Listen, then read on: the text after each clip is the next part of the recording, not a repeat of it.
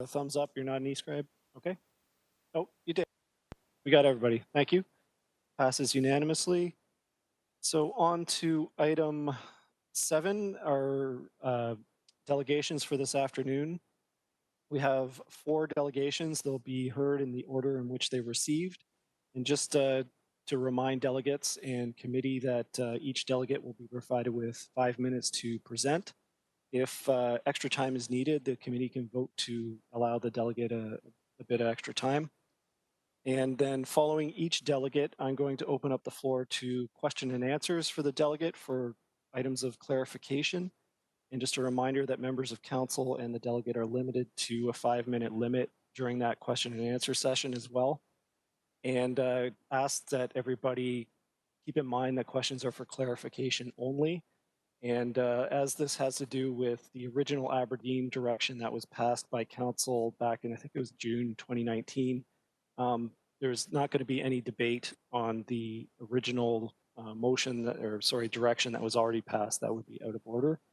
And then once we've received all the delegates, we'll receive them all together. And following that, we can open up the floor to questions to staff. So I just ask that during the question and answer to delegates that we don't also direct questions at staff. We'll do that after we receive the delegates. Okay. So first on, is there any questions on just the procedure for delegates, whether from the committee or for the delegates themselves before we move forward? Not seeing any. Great. So first on, I'd like to call upon Alex Beer to delegate respecting a petition against the lane reductions on Aberdeen Avenue from Dundurn Street South to Queen Street South. Alex, please unmute your microphone and turn on your video, and you'll have 5 minutes to present. Am I on? You are, sir. Okay, thank you. Mr. Chair and members of the Public Works Committee, my name is Alex Beer and I've been a resident of Dundurn Street South for 29 years. Thank you for giving me the opportunity to speak to you today.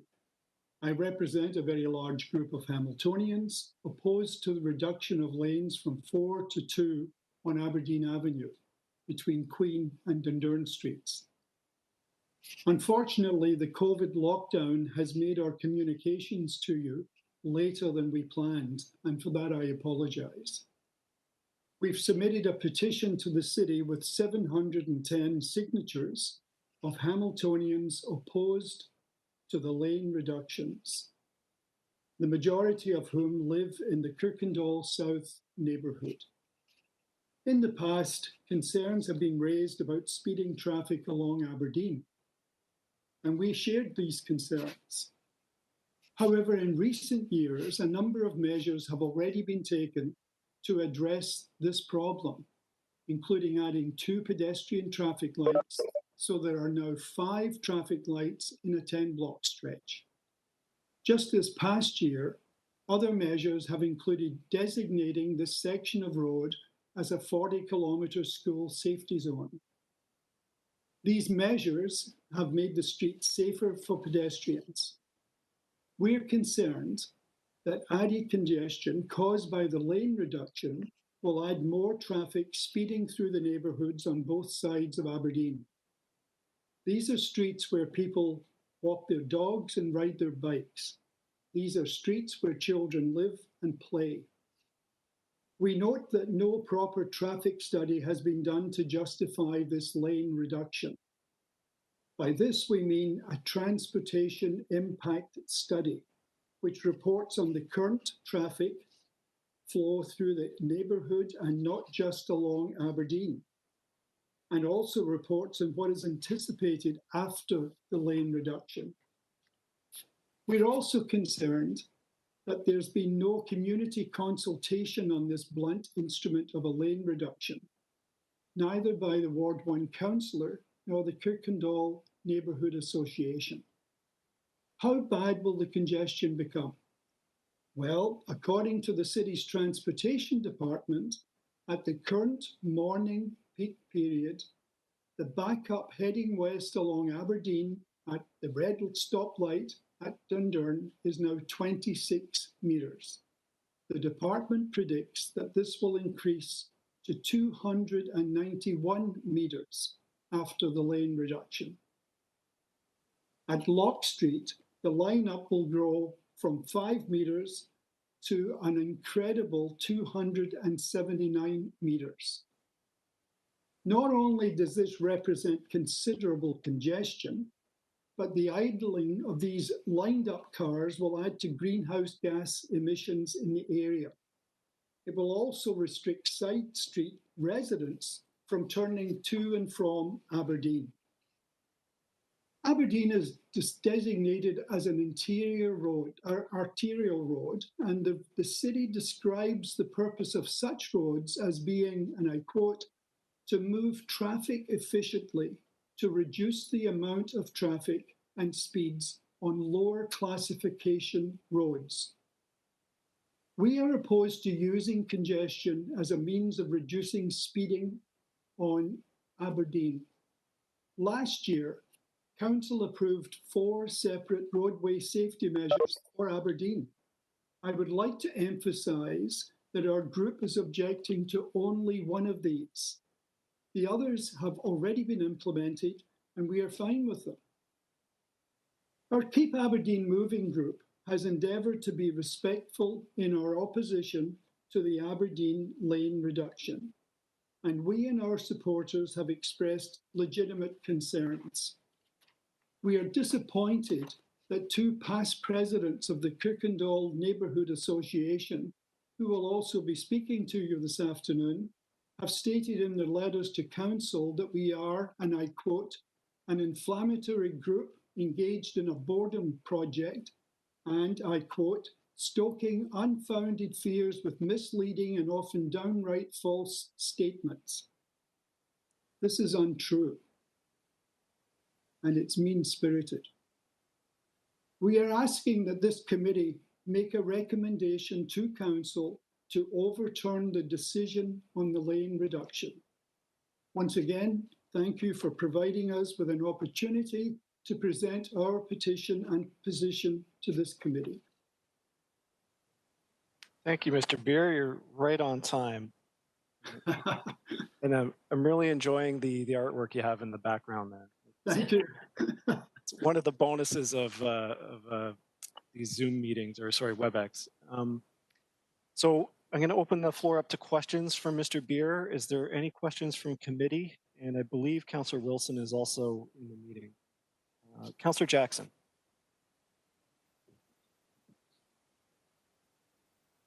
Thanks, Mr. Chairman. Mr. Beer, nice to meet you virtually. Couple of questions for clarification as you have directed Chairman Danko. Would you say that the lion's share, the overwhelming majority of your petitioner signatures are from the Ward 1 community, or would they have expanded possibly beyond? Because I've been involved for many years with petitions, and I try to keep them focused within each neighborhood, whatever each neighborhood may want, new playground, new park, stop signs, whatever. So I'm only asking for the record, Mr. Chairman, through you to Mr. Beer, if he can provide that assurance for me, please. The majority, through the chair, the majority of the signers of the petition are from Ward 1, but we did have other people signing from Ward 2 and from the Mountain, and even further afield than that. Okay. Okay, thank you, Mr. Beer, for clarifying and confirming. Secondly, Mr. Chairman, is one of your concerns, Mr. Beer, that if this project goes ahead, that there'll be additional cut-through traffic into the side streets off of Aberdeen? Mr. Chairman, through you. Through the chair, Councillor Jackson, the largest concern we were hearing from the people signing the petition was this matter. They were very concerned that what is already a bit of a problem would become a big problem. Thank you, Mr. Beer, for the sincerity of your responses. Thank you, Chairman Danko. Thank you, Councillor. Councillor Farr. Yeah, just really quick, Alex. Obviously, I've been paying close attention to this, and I appreciate your advocacy and your tone. You referenced not only today but throughout the communications that I can see. There's been a lot of actual email correspondence, and maybe where you didn't invite an abrupt response, you may have received one, and I'm wondering if maybe that's the reference you're getting from the other side that's put you off just a little bit, or if you'd like to identify what those two issues were that that you were being accused of lying on. I think you said, and being a stranger to the reality or whatever the definition you used. If you can point those two out, that's good. If you don't want to, turn this discussion sideways, that's okay too. But could it be that they're referring to some of those email chains that I was privy to all these months? Through the chair, I think what we're talking, I think you're asking about the references at the end of my presentation. Yeah, very specifically through you, Mr. Chair, I'm speaking to your comments about how you had some concerns that you were being accused of, not being cordial. Let's put it that way. Through the chair, these quotes I gave you were actually from the letters that they sent to council. Right, but what are they referring to through you specifically? Well, when they're talking about falsehoods, we have no idea what they're talking about. Okay. Okay, that's fair. And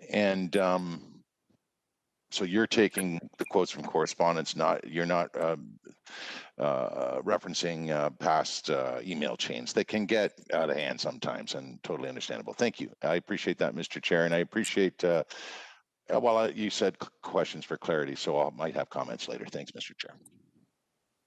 Thank you, Councillor. Are there any further questions from committee? See, Councillor Wilson is also in the meeting, but no questions from you either. Okay, thank you. Thank you, Mr. Beer. Really appreciate the information to committee. Thank you.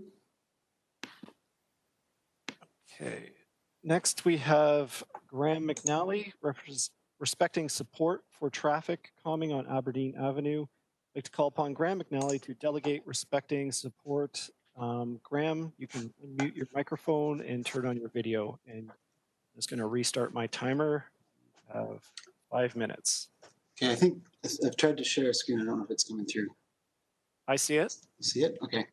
So thank you for allowing me to speak today. I think other presenters are going to get into the design, and I think that the quality of the design and what's being proposed has been well documented.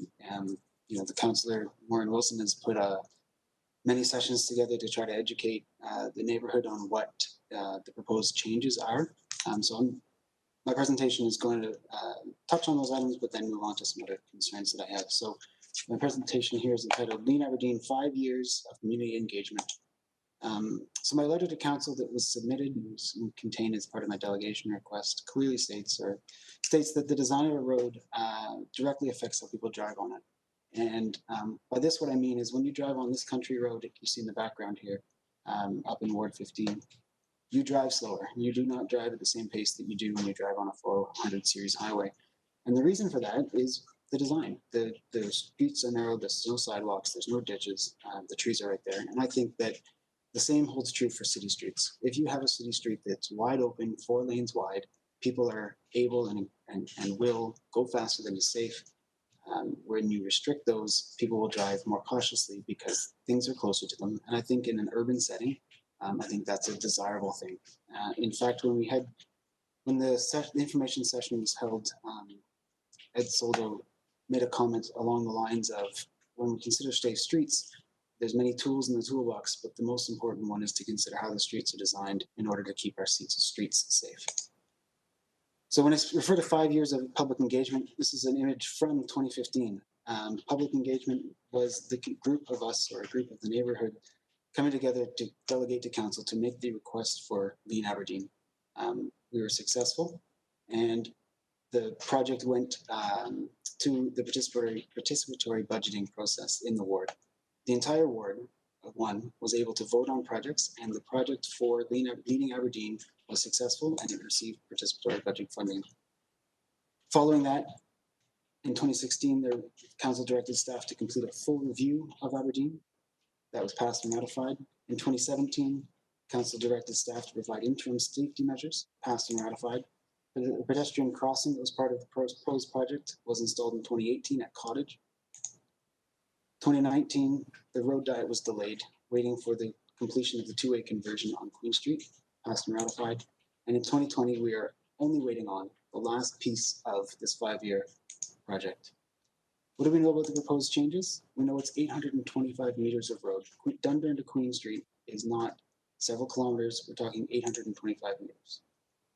The experts in the traffic department have indicated that it's going to have an effect of about 1 minute more travel time getting from Longwood to Queen Street. So not just that 825, but over the entire length of Aberdeen.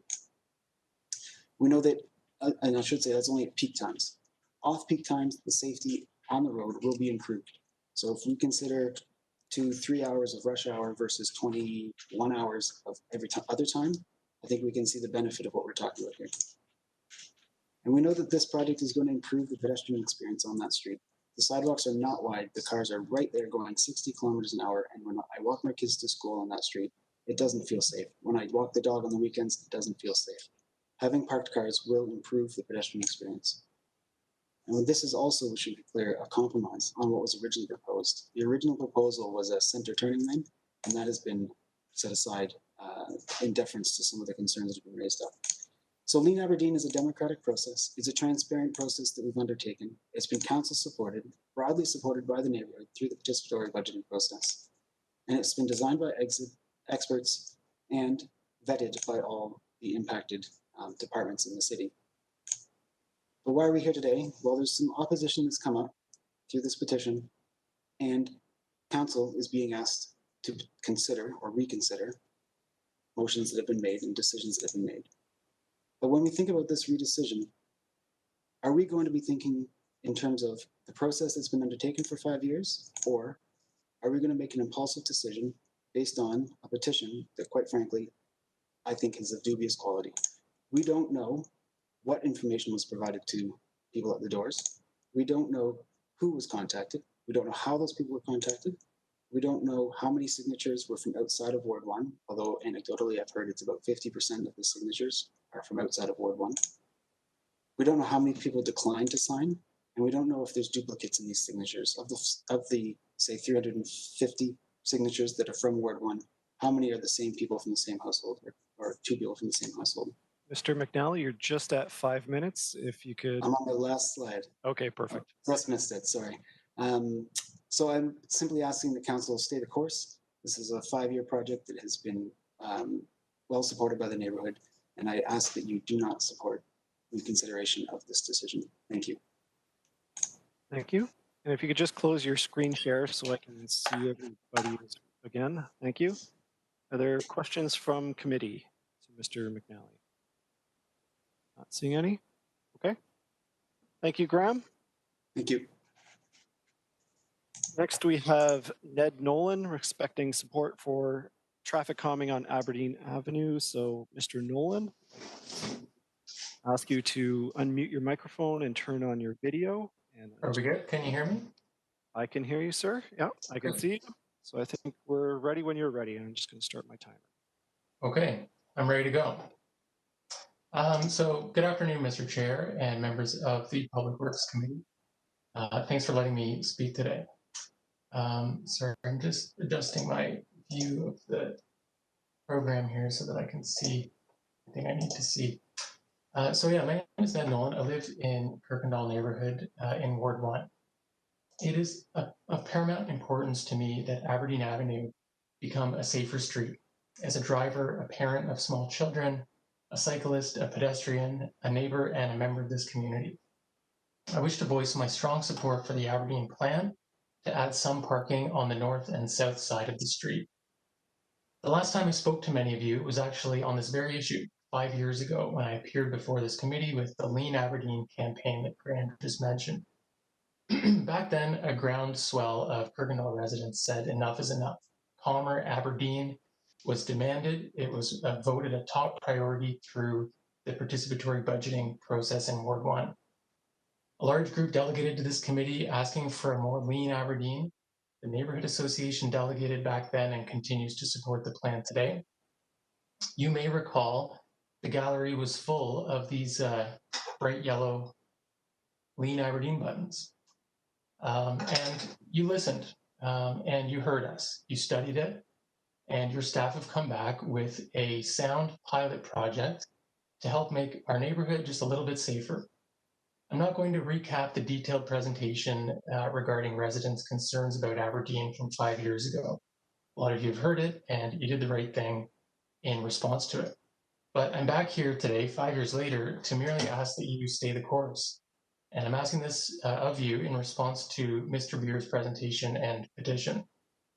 The concerns raised by Mr. Beer and his group are by and large unfounded. You have to dig just a little to see that, and I mean only a little. Your own staff report on the subject debunks many of the concerns raised by opponents to this project, and many others were debunked by your expert staff, including Superintendent for Traffic Engineering, David Ferguson, in a very helpful online session about this hosted by the city at the end of August. That session brought really to light for me the difference between, on the one hand, a layperson understanding of traffic based on assumption, based on fear and doubt, and on the other hand, really sound professional city planning.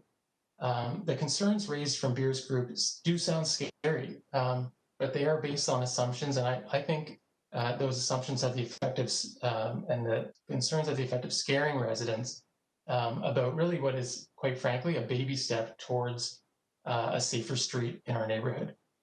A lot of people signed that petition, and good for Mr. Beer for rallying his neighbors about his cause. But remember, 93% of Kirkendallers did not sign that petition. And almost half of those who didn't, as you've heard, don't even live in our neighborhood.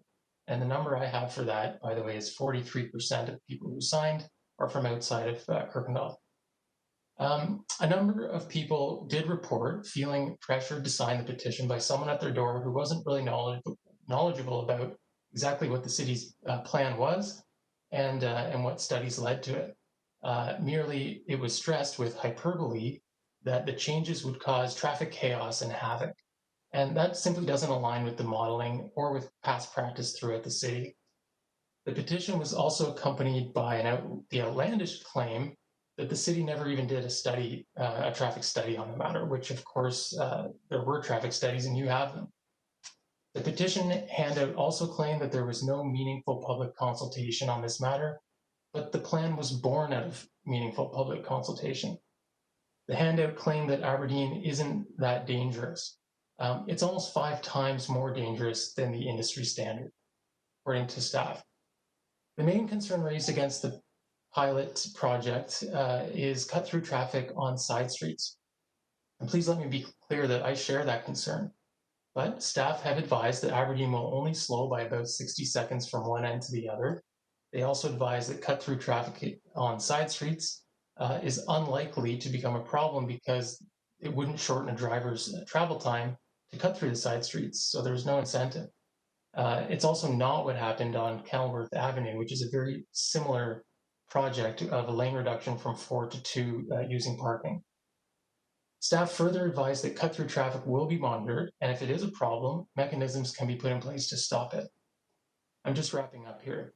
I live with my family, including 2 small children, just 2 blocks from Aberdeen. We also don't want cars speeding down our street to avoid Aberdeen, but we also walk across and along Aberdeen almost every day on our way to school. I grew up walking home from Earl Kitchener along Aberdeen. Aberdeen is the only route, please remember, for Kirkendall kids walking to Westdale High School, and there's a flood of them. It's unavoidable, and our community has spoken. Let's make it safer. Don't be thrown off course at the 11th hour by fear, doubt, and misinformation. Please support this pilot project as you already wisely have. It is truly important for the safety and health of our neighborhood. Thanks again for the opportunity to speak today. Thank you, Mr. Nolan. You're just over 5 minutes there, but I gave you the leeway to finish up. Thank you. Councillor Marula, questions for the delegate? I do. Thank you, Mr. Chairman, and welcome. Ned, I really appreciate your presentation. I have a question regarding the petition. Now, it's been referenced that 43% of those that signed the petition do not live in Ward 1. But when you incorporate Ward 8 and Ward 2, it begs the question how much lower that number would be. So the neighboring, the impacted neighboring residents that signed that petition. Mr. Nolan? If the question is what is the breakdown when you include Ward 2 and 8, I simply don't know the answer. And I mean, look, I acknowledge that Aberdeen is not just our street. This section of Aberdeen, it's not just for us. It's for drivers moving through it, and that's important. And you know, that's where we need to look at what kind of additional seconds at rush hour we're really talking about. Right, and I appreciate that. And as you referenced Kenilworth, one distinct difference between Kenilworth and this particular project is that the petition that I was able to initiate and submit far outweighed those opposed to it. And this is not the case, but that's before us. Hence, I would suggest that when you look at and break down that 43%, that's a very distinct, significant factor in this discussion. And it would be a false analogy and a false comparison to include Kenilworth, because when you looked at Kenilworth, also Councillor Jackson, who at first was very reluctant, but then bought into the approach and then spoke to his residents. So I worked strongly and closely with Councillor Jackson and his neighborhood in order to mitigate any concerns. And by doing that, we actually expanded not only the road, the diet itself, or the road diet, but decreased the speed to 40 kilometers all the way to Upper Ottawa and Fennel, which travels all the way down to Burlington Street or Barton Street in Kenilworth. So there's a false equivalency to compare this particular situation to Kenilworth, and I just wanted to clarify that. But I think it's important that we do really, really dig down deep on that 43%, because that's a really valid concern that needs to be addressed, and I appreciate your time and effort. Thank you very much. Can I respond to that? Yep, go ahead. So it wasn't my idea to raise Kenilworth as an important comparator. It was actually from the city staff that did use it. I mean, it was a street that went from 4 to 2. It was also used as a comparator because there wasn't cut-through traffic through side streets that was reported as a result of it. So, I mean, I didn't make that up to be talking about Kenilworth. But in fairness, through you, Mr. Chairman, in all fairness, there is still a significant cut through in traffic, and those complaints have been lodged. So that is a false comment. So I just need to clarify that. There were a lot. So I'm only basing that there on still what was is a said lot. during- Okay, through the chair. There still are a lot of complaints through you, Mr. Chairman. So again, let's not try to create any false equivalencies, and I'll speak. What staff member mentioned that? Thank you. What staff member mentioned that? It's during the information session, which is available online. It was recorded. I know David Ferguson did most of the talking during that session. So okay. You'll have to ask them. It's also important to realize the other component to this that's really, really false. Staff did not support any of what I brought forward with the petition. I had to overrule staff with the petition. So that's another false equivalency that needs to be exposed. So I think we need to clear the air on this and also fix the 43% that are unknown to where they live. But that's a staggering amount of people that can't be ignored. I appreciate your time. Thank you, Councillor. Councillor Pauls. Thank you. Thank you. Through the chair, Mr. Nolan, you said that it's been in the works for 5 years, since 2015, and so was your previous speaker. Has the opposition been 5 years as well, or is it just came out of nowhere? Well, that's sort of through the chair. So am I responding to that? I just wanted to ask if you knew. Yes. If you know, you can. Yeah. Only anecdotally from my perspective, thank you.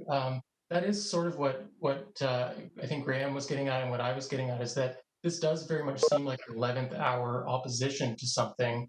And I think what Mr. Beer would say to that, not to put words in his mouth, would be that, well, it's only now that we know exactly what the plan is going to look like.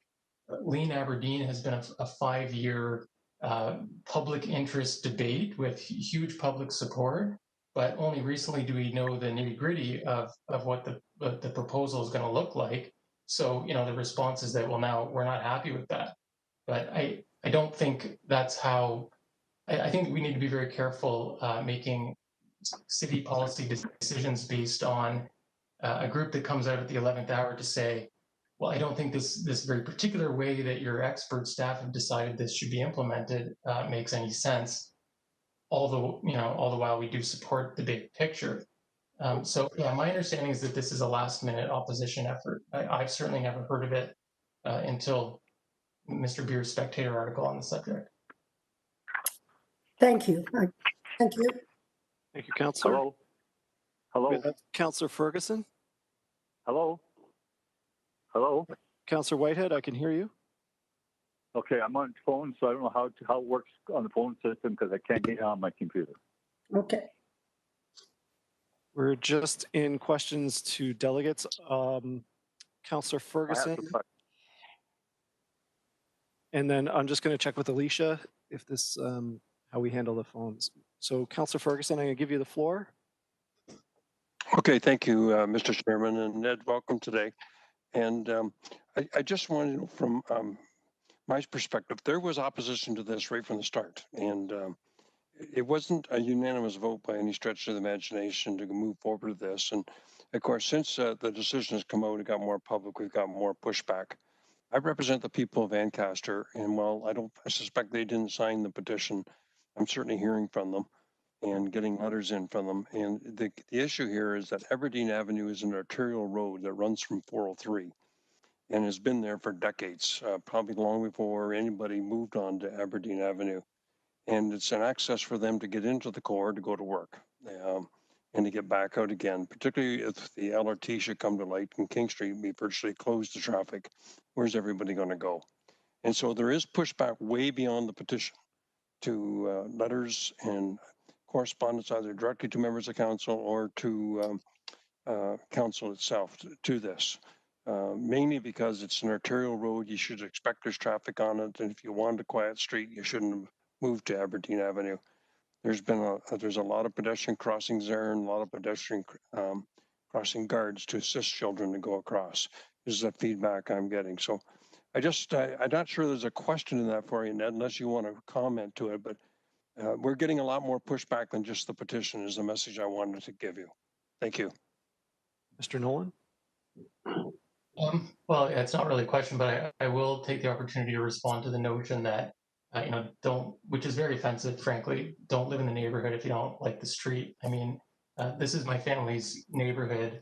I was just speaking with a crossing guard on Aberdeen this morning after walking my daughter to Montessori and feeling very afraid for our safety on the street, crossing guard or not. So, it's very dear to my heart, the safety of certainly my family, but the community at large.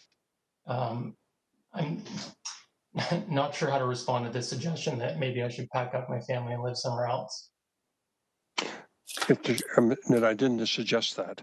I suggested that if somebody may be looking for the whole city change being an arterial road. I think you mentioned during your presentation that you recognize it is an arterial road and people do use it to get to work or home or to commute in through the city on. I was just suggesting that if that was really important to you, it may have been something you should have considered before you moved on to Aberdeen rather than expect everyone else to change. But the most important message I want to leave you with, we've heard pushback from far more than that petition, far more in our communities, directly to our offices or in correspondence. And I thank you for your time. Thank you, Councillor. Further discussion? Any questions and answers? So I'm going to go to Councillor Farr, and then I will go to Councillor Whitehead to see if there's any questions that he would like to ask. Councillor Farr? Actually, I just chimed in for a request, so I know Councillor Whitehead's ahead of me, and then I'll have a question for Ned. Okay. Councillor Whitehead, if we could, I don't know where you are on my screen here. So I There think we go. one thing I want to address is the fallacy to suggest even for a moment that the petition is representative of the pushback on Aberdeen. There's a councillor in denial because I'm getting hundreds of calls from that particular ward that I used to represent and my own ward. Sorry, you're And referring to me, Councillor Whitehead?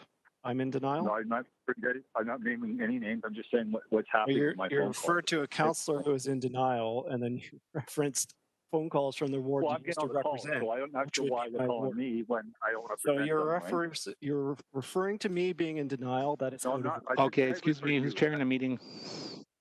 Hello, who's chairing the meeting? Go ahead, Councillor. So anyway, this goes well beyond a local street. So the first point that was made is, did you not know the desire, the design, the practice on Aberdeen before you bought your home? Mr. Nolan? Yeah, as I said in my presentation, I grew up walking along Aberdeen. I'm very familiar with it, and I think it can be a little bit safer.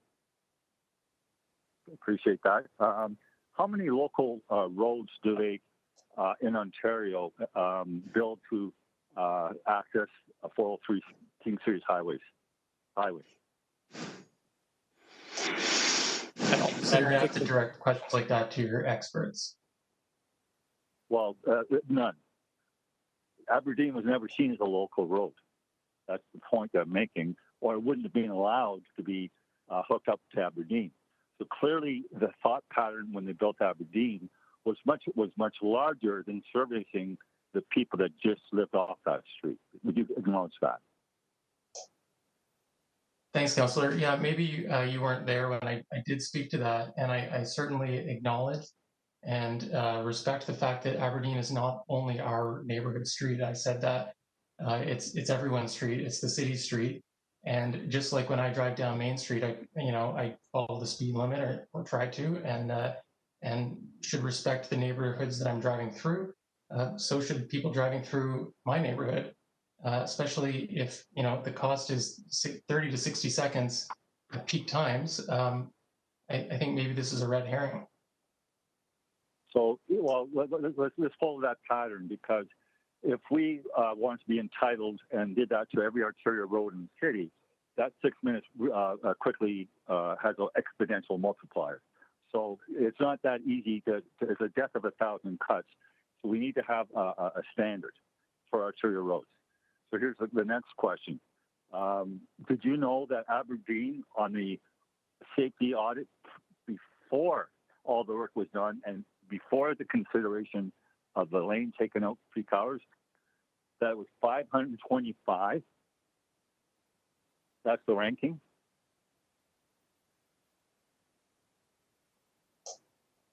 The safety ranking for Aberdeen, my understanding is that it's not considered safe enough by industry standard. I think it was 4.7 times higher than the industry ranking. That's a question for your experts.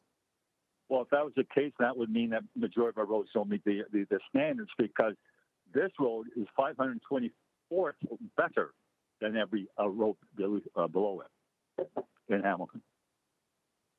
So my point is, it's not a priority. It's not even close to being a priority in the context of the audit.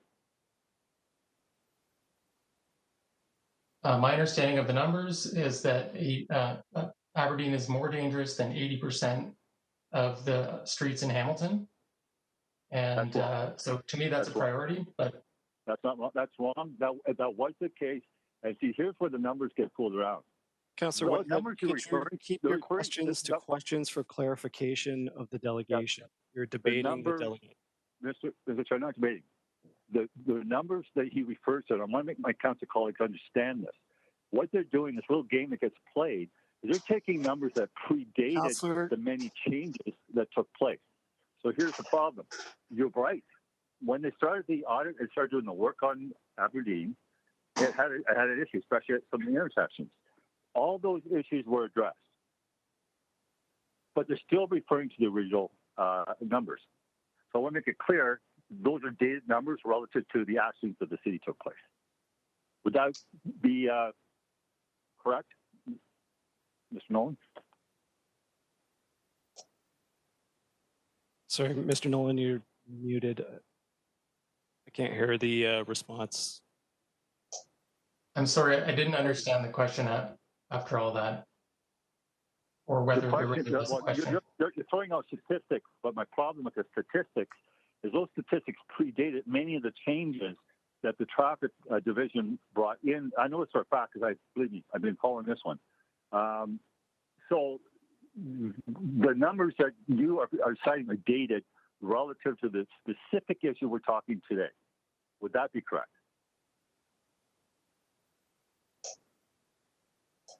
I suggest that when we're done with the delegations, you ask the traffic staff whether the interim safety measures that have recently come into place would render the statistics about the current safety of Aberdeen meaningless, which I think is what you're asking, but I can't answer. Councillor, you're just at your 5 minutes, so you can go back on the speakers list for a second time. Well, it is next, pretty important to my. I understand that, and you're welcome to speak as many times as you like. We're going to go to, sorry, I got to turn this thing off. Councillor Farr. Hi, Ned. Thank you for your presentation. So far, you and Graham have been rather organized, and I think Mr. Deere represents, and you've hit on it, another part of how community engagement works. A lot of times we don't get, as elected officials, and I think you probably would agree with this to some extent, a reaction or engagement on change until it's, pretty close to coming. And that's where a lot of folks wake up. I mean, I myself have done it over the years. So it's just a natural part of the process. Engagement isn't always public budgeting. And that's where my question for clarity is actually going. So on the petition, just wanted to say you got a number of issues. I don't need to review them, but that input from adjacent neighborhoods, I just want to open with that, defining that stretch, and I think I might have talked on this 5 years ago or somewhere in the last 5 years, there is a different sort of road there, and there is an impact on Durant, as an example, and certainly Councillor Danko, Councillor Whitehead's ward, that I know I spoke to on this. So you include them, and I welcome that input. And I know, Ned, I've welcomed your input in Ward 2 meetings and events over the years too, and I still would, that we're exclusive to Ward 2. So it happens. Anyway, on the public budget for Ward 1, something I'm familiar with, obviously, as you know, public budgeting, it was always very hard for our facilitators, and some really good ones, to get buy-in in the public. And there's still a large majority that I know in Ward 2 really don't know what participatory budgeting or plan local, as we call it, or local budgeting is.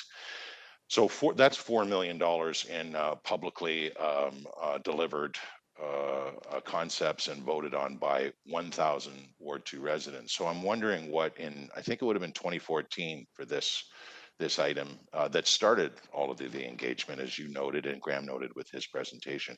How many participated in that Ward 1 exercise from the ward, not Kirkendall, but the ward, and was it ever voted on in Public Works, ultimately ratified by council for its funding source, or did it even have a funding source when you put it on the ballot? Sorry, Mr. Nolan, there you go. Sorry, I don't know the answer to that in terms of what the funding source for Commer Aberdeen was when it was on the ballot for participatory budgeting. I just don't know. I don't know how many people voted for it exactly. All I know is that it was voted as one of the tops. And you're right, it was in 2014. Okay. Well, I tried to Google it and not have to put you on the spot there. But I think it's important to mention because it sort of kicks off that community engagement point that you guys are trying to make. And I'll just say, Mr. Chair, the reason why I bring it up is, and Ned's been at some of these meetings, you get some doozies, especially when it comes to complete streets, when you have the community meetings. Duke and Bold, Herkimer, Charlton, we had 100 or more at our City Hall Council chambers, and it was 50-50 on Herkimer, Charlton. I don't think I ever shared that with Councillor Whitehead over the years with some of our wonderful interactions in this venue and even in council and in the media. But the reality is it was a close call and it was significant change, and it still is. So I think it's important to know that when significant change comes, there's reaction, and it's reaction from the early engagement process, but it's from that different kind of last minute engagement process too. And there certainly was with some of the initiatives we've had that were exclusive to Ward 2. And it's something I think to be mindful of. And the reason why I'm bringing it up is I've never seen it to this extent. I've never seen a petition of 700 names and maybe growing.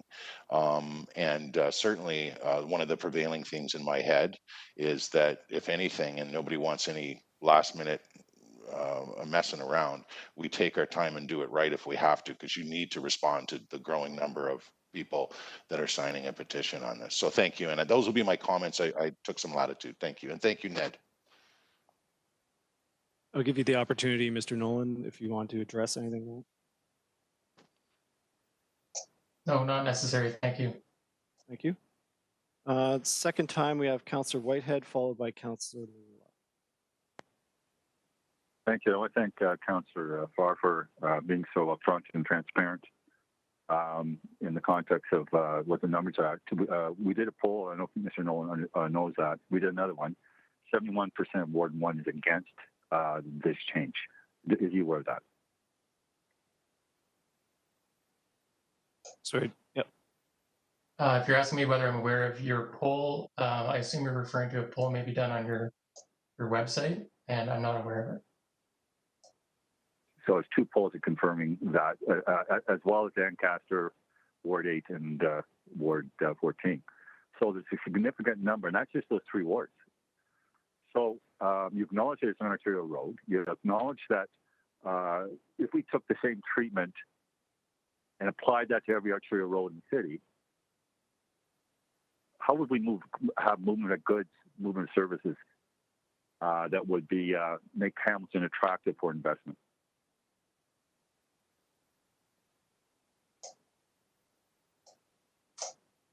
I'm unable to answer that question. I'm sorry.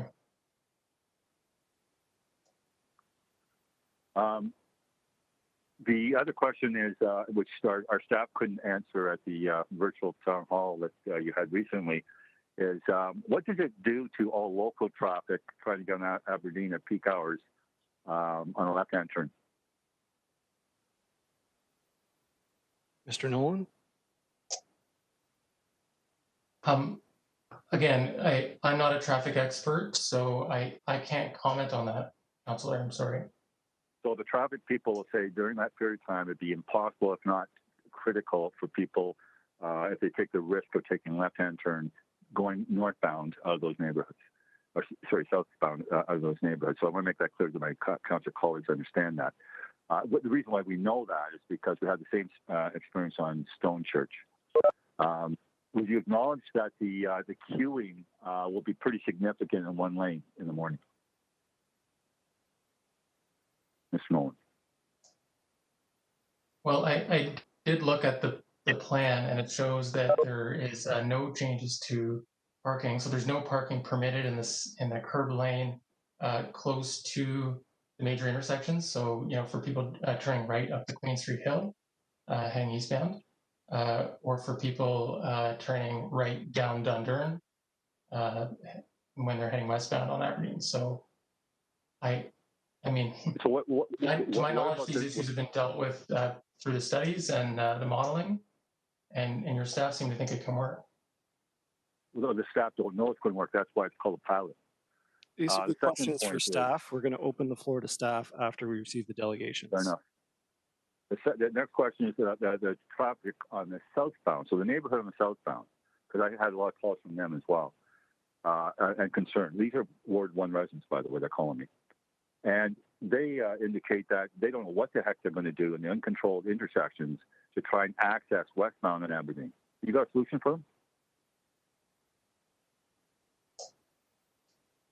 can't answer rhetorical questions that, It's not I rhetorical. get your Factual. point. How do you It's turn not on a question traffic for me. It's obviously a at peak question for your hour staff. in the morning? Because it's going. And here's the challenge: is that you're going to have so much traffic. This is not a typical part of the day, right? This is where you're virtually getting the heaviest traffic that Aberdeen will see in the day, and there's no gapping. So if there's no gapping, how does a car access out of an intersection in an uncontrolled situation to get into that left lane or into that lane going westbound? Anyway, that's just another challenge. So there is a lot of complications, Mr. Chair, that doesn't just impact Ward 7 and 8. It impacts the very people that live in the ward. Do you feel that all arterial roads should be treated that way, Mr. Nolan?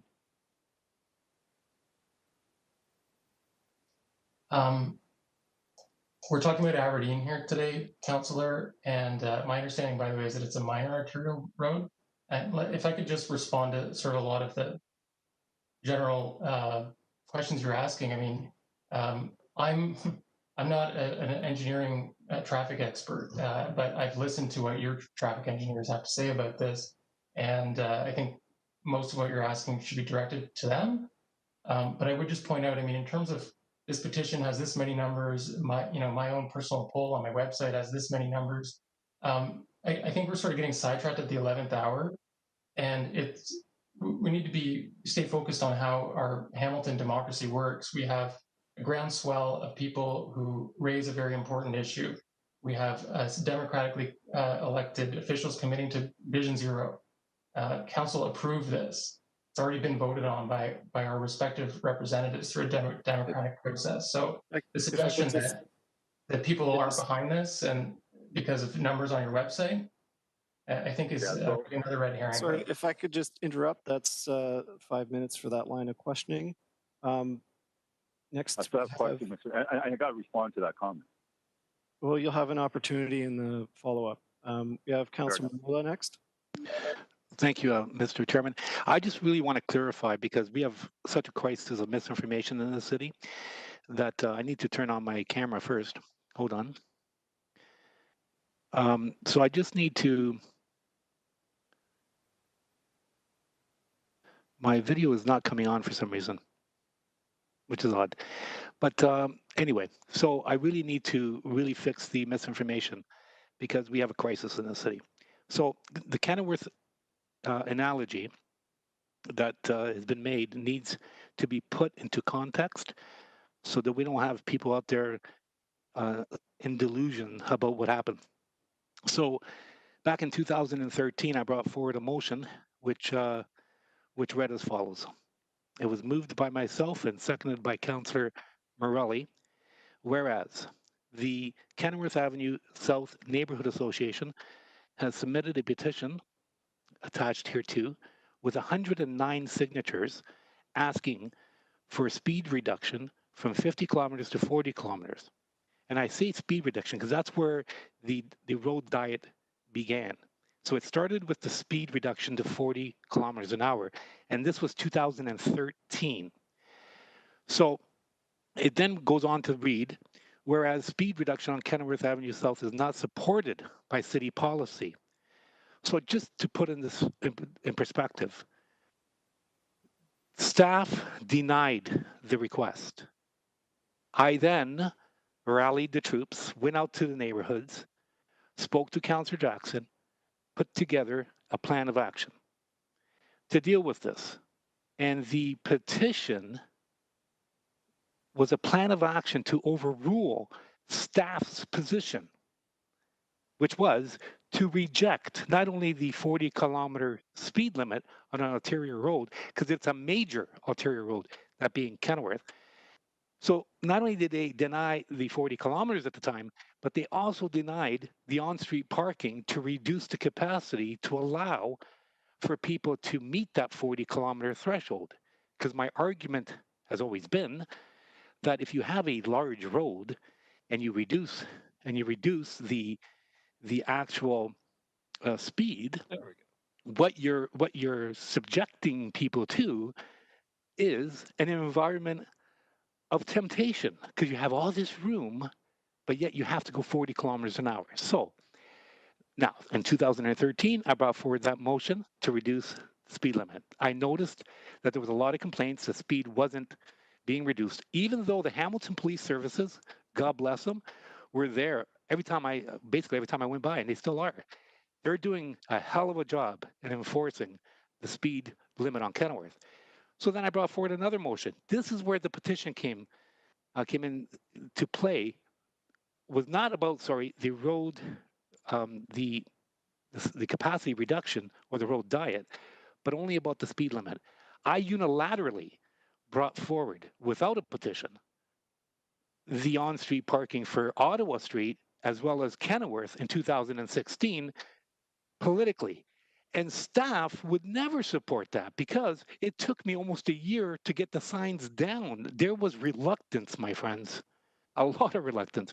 It took, from the time the decision was made to put on-street parking on Ottawa Street and Kenilworth to the time it was actually implemented was almost a year. So I struggled to get what I had to get done without staff's approval. So when I hear people making comparisons, it really boggles the mind because, like, let's face it, we have some reporters in town, particularly TV reporters, that should be on the Trailer Park Boys, reporting for us. The misinformation in this city is through the roof. We are in the middle of a crisis. So Kenilworth, if people are making that comparison, you're lying to people. There is no comparison. Stop lying. Thank you. Councillor, I believe it was staff that made that comparison. And Well, we whoever can- made we the can ask- comparison, stop lying, whether it's staff or the public. I don't want to hear it anymore. Understood. Thank you. Mr. Nolan? I guess I'll take a minute to respond to that. So my understanding from Councillor Marula is that we shouldn't be making a comparison from Kenilworth Aberdeen, even though one went from 4 lanes, Kenilworth went from 4 lanes to 2 lanes using parking. And that's what's being proposed for Aberdeen. And I think they're both rated minor arterial, or actually Kenilworth is a major arterial. And the reason that they're different is because in Councillor Marula's situation, Kenilworth Avenue had fewer citizens in support of traffic calming, a petition of only 100 and something. So I'm not sure how that distinction between our 2 streets here makes like the Aberdeen cause somehow inferior, when in our case, obviously we had more than 100 people in support. I'm just going to interrupt. Can I just, if I can just finish my, there's another reason why supposedly we're not supposed to compare these, which is that staff didn't support it in the Kenilworth situation.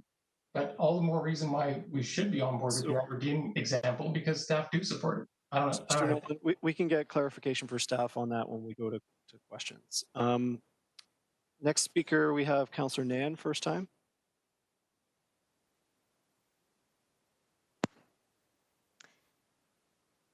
Thank you, Ned, for, can folks hear me? Yes. Okay, thank you through the chair. Thank you, Ned, for coming in to delegate today. I wanted to pick up on a point that you had made earlier in your delegation and just wanted to get some clarity.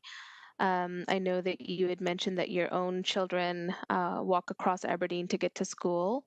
And just curious, how many children would you say, or is there a sense in the Kirkendale neighborhood of how many children have to cross Aberdeen in order to get to school on a daily, weekly, monthly basis? Oh man, I mean, there are hundreds, certainly hundreds. I mean, obviously it's a very pedestrian-oriented neighborhood. There's kids walking around all the time. People like to walk here. And so with Earl Kitchener being just on one side of Aberdeen, on the north side, and a huge residential neighborhood on the south side of Aberdeen, yeah, every time I'm driving by there, I stop for huge groups of kids. And in my situation, actually our Montessori school is on the other side of Aberdeen, and there's hundreds of kids who go to that school, with certainly a good portion who are walking from the north side and crossing to the south side. So I appreciate Right through that. the neighborhood at school time, you'll see hundreds. Yes, and I have driven through the neighborhood many a times in the first year and a half serving as a counselor, in that I had to choose a daycare facility that was close to City Hall for my own daughter. So I had to drive my daughter to that neighborhood in order to get her to daycare on time, and in fact did observe a lot of children every morning, and made a very very clear point of making sure that I was driving lower than the speed limit in many cases, and seeing some of the behavior of drivers that you had referenced earlier. So I appreciate it, because I think it's really important for me as a counselor. I don't live in the neighborhood, never have. I've just that little pocket of a year and a half of driving my own daughter to the daycare there. Had an experience to it, and I think it's important as a counselor for me to get a real clear sense of the real lived localized experience there. And I appreciate you bringing the reality of children crossing the street forward in this delegation. Thank you. Thank you. Mr. Nolan, is there anything you want to address there?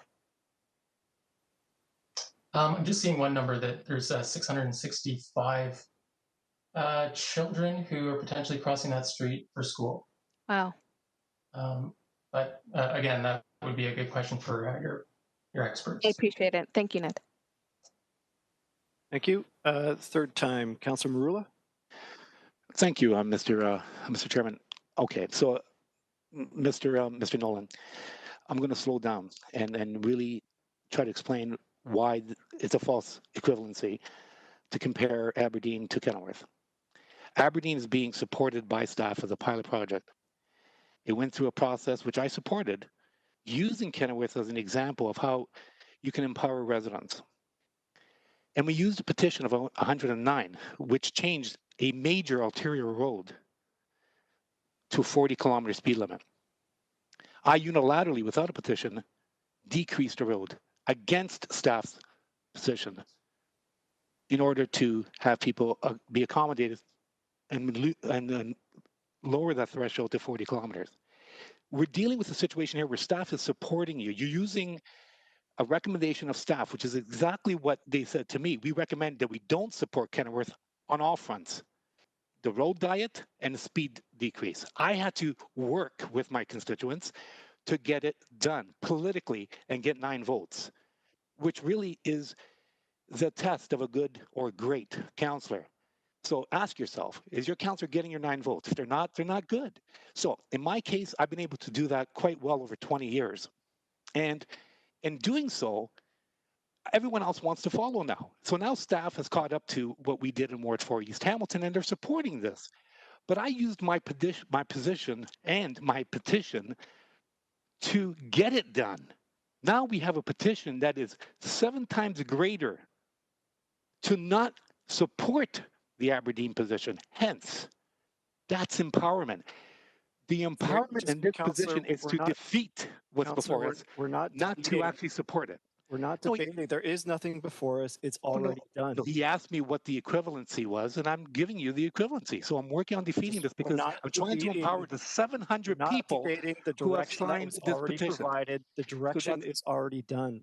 Well, I understand it, but we're reconsidering it, and that's what the position that we're not reconsidering. Oh, we will be. Oh no, listen, Mr. Chairman. Listen to me carefully, Mr. Chairman. We will be. So I'm just trying to assist everybody. Councillor Marula, thank you.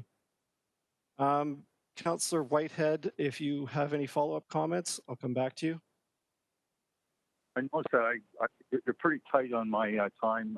I've been monitoring the others, and not a lot of questions were being asked. So I'm not sure what the rules are for me. I guess there's a separate rules for me. Could you just tell me what they are and I'll follow them? Can you just provide clarity? You have 5 minutes for questions of Mr. Nolan. Or comments. Okay, thank you. So, Mr. Nolan, you indicate that it's undemocratic for petitions to go out and sign up and bring it to City Hall. Is that undemocratic? Certainly didn't call it undemocratic, no. It's what? I certainly did not refer to it as undemocratic to lobby for a petition. Thank you, I appreciate that. Is it undemocratic until the die is cast if the community rises and says this is not good enough to demand a change from their council? Is that undemocratic? No, it's not undemocratic. The only reason I reference democracy is because we have elected, democratically elected officials who have voted on this. And, you know, the petition was signed by fewer than 93% of the residents didn't sign the petition. So that's the only maybe relevance of talking about democracy. No, well, you brought the democracy in the debate, which is a red herring in this context, because what you're suggesting is any other action is not. I'm trying to raise the point that you're hypocritical when you make that comment or suggest it. So I want to make sure that the process we're unfolding respectfully is democratic. Now, you talk about children. How many children do you figure cross that road prior to the changes in all the intersections in the last, say, 10 years?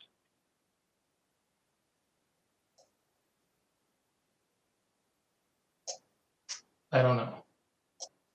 How many of those children at peak hours were hit, hurt, all at peak hours?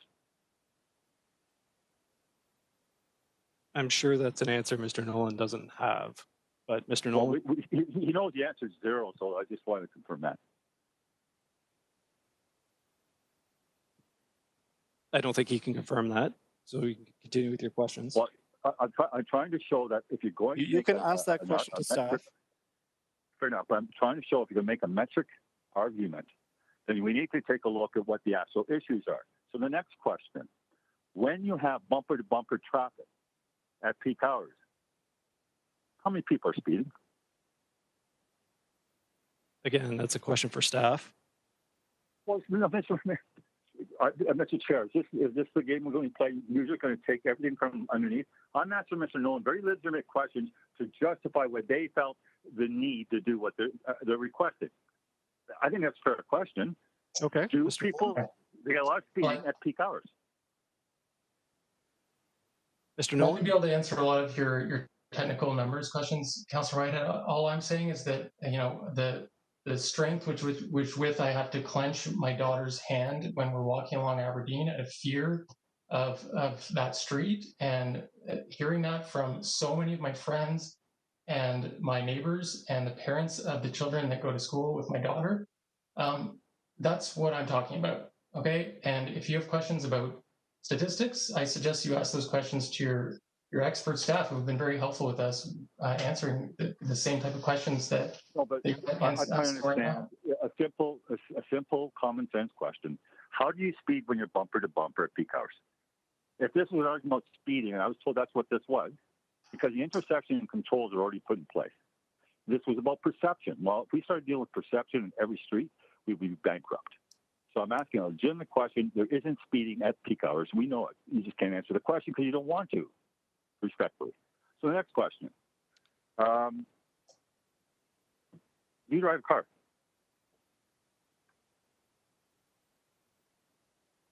Mr. Nolan?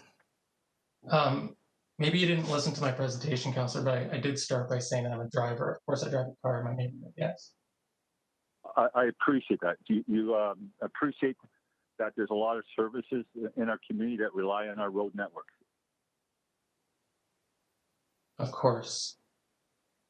You realize that Mohawk College, Hillfield, and the major laundry in my ward are major employers in the city? Yeah, for sure. And you realize that they have a real challenge with these changes? I'm not aware of that. Do you recognize that that Queen Street Hill is over capacity? I'm not aware of that either.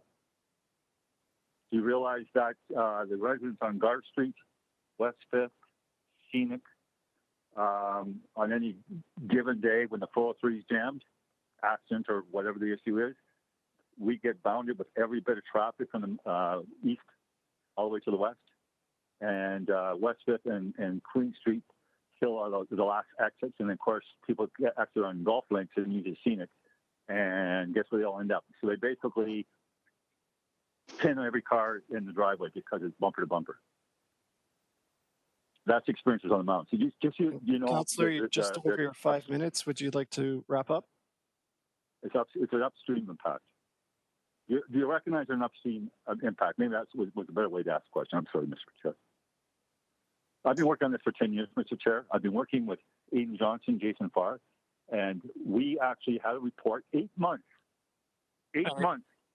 before this, and the report said, a question for Mr. Nolan. Don't take that. Okay, well, here's the question. Does he that there was a report 8 months earlier that said don't reduce the lanes? Mr. Nolan, are you aware of a previous report? No. Thank you, Councillor. Do you realize? Does he understand I've that? given you first quite a bit of leeway here, Councillor Whitehead. You I want got to one more finish question, up? Mr. Chair, if you mind. Go ahead. Very close. I mean, I know when you have engineering questions, you're really good at it. We give you extensions because we realize that's your expertise. I'm asking you, give me some latitude because my ward is probably the one that's hit the most significant. I'll give you the question latitude to wrap up. Go ahead. So did you recognize, I realize that first report with all the changes on recommend for Aberdeen, that Aidan Johnson, Councillor Farr, and myself, in conjunction with our own communities, worked on that plan, worked with staff, and had consensus when it went to council and got approved? No, I'm not aware of the backstory you're referring to. So on this report, does he recognize that a new guy comes in, no consultation with anyone, didn't bring in the other stakeholders, and it was unilateral?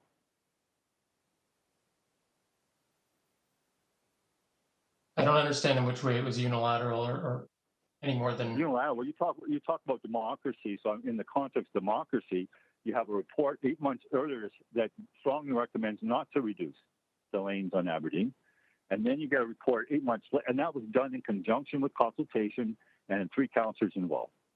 Bang, you end up with another report 8 months later. No one knew what was even going on, except probably the ward councillor. The other stakeholders were left completely out, and the report comes forward completely blindsiding myself and my residents who were involved in the original one. Councillor, could you call that wrap up? democratic? You're debating the do you call that democratic? last question, Mr. Nolan. no comment. Thank you, Councillor. All right. Do we have any further speakers for the delegate? No? Thank you, Mr. Nolan. We have one final delegate on this issue. We have Lee Fuller, respecting support for Leah. I'm sorry, Lee. Leah. Respecting support for Aberdeen traffic calming. So Leah, calling you to unmute your microphone and start your video. I see you there. Great, can you hear me? I can hear you, and you have the floor, and I'm going to start my timer. Wonderful. So thank you, Mr. Chair, members of the Public Works Committee, members of council. My name is Leah Fuller, and I've lived in Kirkendall for a little over a decade, and before that I grew up in Durand. I have sat on the board of the Neighborhood Association as a member at large and as the president back when Councillor McCaddy was in office. I appreciate the time to talk to you today. Oh, something just happened to your audio, Leah. Yeah. Oh, can you hear me? I can hear you. You're just breaking up a little bit, I think. Am I? Nope. Can you hear me now? Yes. Okay, we'll go this way. So as we know, back in 2014, a resident submitted the idea for the Aberdeen Road Diet, and it was reviewed by the Participatory Budgeting Committee. It was put on the final voting ballot along with a number of other projects. The ballots were sent to each residential address in Ward 1, and the residents could vote on the 5 projects of their choice on the ranked ballot. The Aberdeen Road Diet was one of the top voted projects, and it received funding that year. I remember voting for that project back in 2014. Growing up downtown, safe streets we talked about all the time at home, we weren't encouraged to walk on Aberdeen. And if we did, we needed to walk facing the traffic because we knew that we needed to jump onto the grass if need be. This is my memory of Aberdeen growing up, and it's still like that today. I've learned now, living downtown, that if you're going to be hit by a car, to avoid major injuries, you need to jump up, tuck your leg closest to the car so that you roll up onto the windshield with minimal injuries. I shouldn't have to know stuff like this as a pedestrian trying to safely walk in my neighborhood. So it's great that so many people are so passionate about the transportation in the city of Hamilton, but we really need to stop hierarchically ranking them. Each bus, each car, each pedestrian, each cyclist, transport truck, e-bike, motorized scooter is vital to our city and the people who live, work, and play in it. The Keep Aberdeen Moving Group claims that the children and vulnerable citizens will be put at risk by this increased traffic, meaning that the proposed changes will make Aberdeen unsafe. They fail to understand that Aberdeen is currently unsafe, and for not just children and vulnerable citizens, but for anyone in its close proximity. I remember a few years ago, my younger sister came home from school and she was fuming, and she says, "This girl in my class said that Aberdeen is like this little mini highway in the city, like it's a good thing." I can't speak for you members of council or where you live, but as someone living near this little mini highway, I would much rather jog or walk my dog or cycle on a safe street, not one that's a little mini highway. We have those and they serve us. The Red Hill, the Link, I don't use them, but I support having them. We've completed traffic calming projects in this city, similar to Aberdeen, not identical, but Wilson Street, Kenilworth, Mohawk, Rousseau, Beckett Drive, Governor's Road, Lawrence Road. These are all major or minor arterial roads similar to Aberdeen. So what's great about these types of projects is that we have so much data that we can look at. We don't need to base decisions or claims or guesses of what might happen. It really confuses me that the Keep Aberdeen Moving folks say that there haven't been studies done. We've just talked about this for quite some time. There have been, so I'm actually not going to touch on that. I'm just going to assume that positive intent is that they weren't able to actually locate these studies when they were going around with this petition, and they weren't intentionally misleading their neighbors. As a staff, as a council, you're very fortunate to have staff, and you have many reports from traffic engineers and professionals. I would encourage you to look them up and read them and understand them. I'm a salsa teacher. I'm not a traffic engineer, but I need for you not to base your decision on this inflammatory group's boredom project. So it's really concerning that this group has been given opportunities in the past to question staff, to question the experts, Councillor Wilson, or to even read these studies. They seem more interested in sticking to their arguments. It's like they don't want to see these solutions because it's not giving them the answers they want. It is important to note that 43% of the people who signed that petition don't live in Kirkendale. We don't know the number of people who are supporting this project.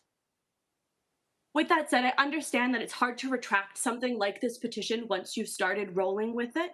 You might have come to understand that this project isn't as devastating as maybe you initially thought it was going to be. But I think it's important to the Keep Aberdeen Moving folks that you're welcome to change your mind once you see this information. No one's going to fault you for that. Lee, So I'm just going to interrupt that you're, yeah, thank you. I'm just closing. No problem.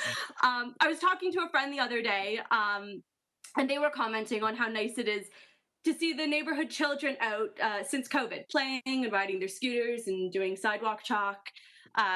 And I couldn't help but as they're talking about this and we're both looking across the street, between these children and the road, there's a nice row of parked cars to protect these kids so that they're able to play on their front lawns. And I remember thinking in this conversation, well, geez, this isn't too much to ask. Now let's give these kids on Aberdeen the same privilege of being able to play on their lawn. Thank you, Lee. That's all I have to say. We're going to go to questions for clarification, please. If, yeah, for sure.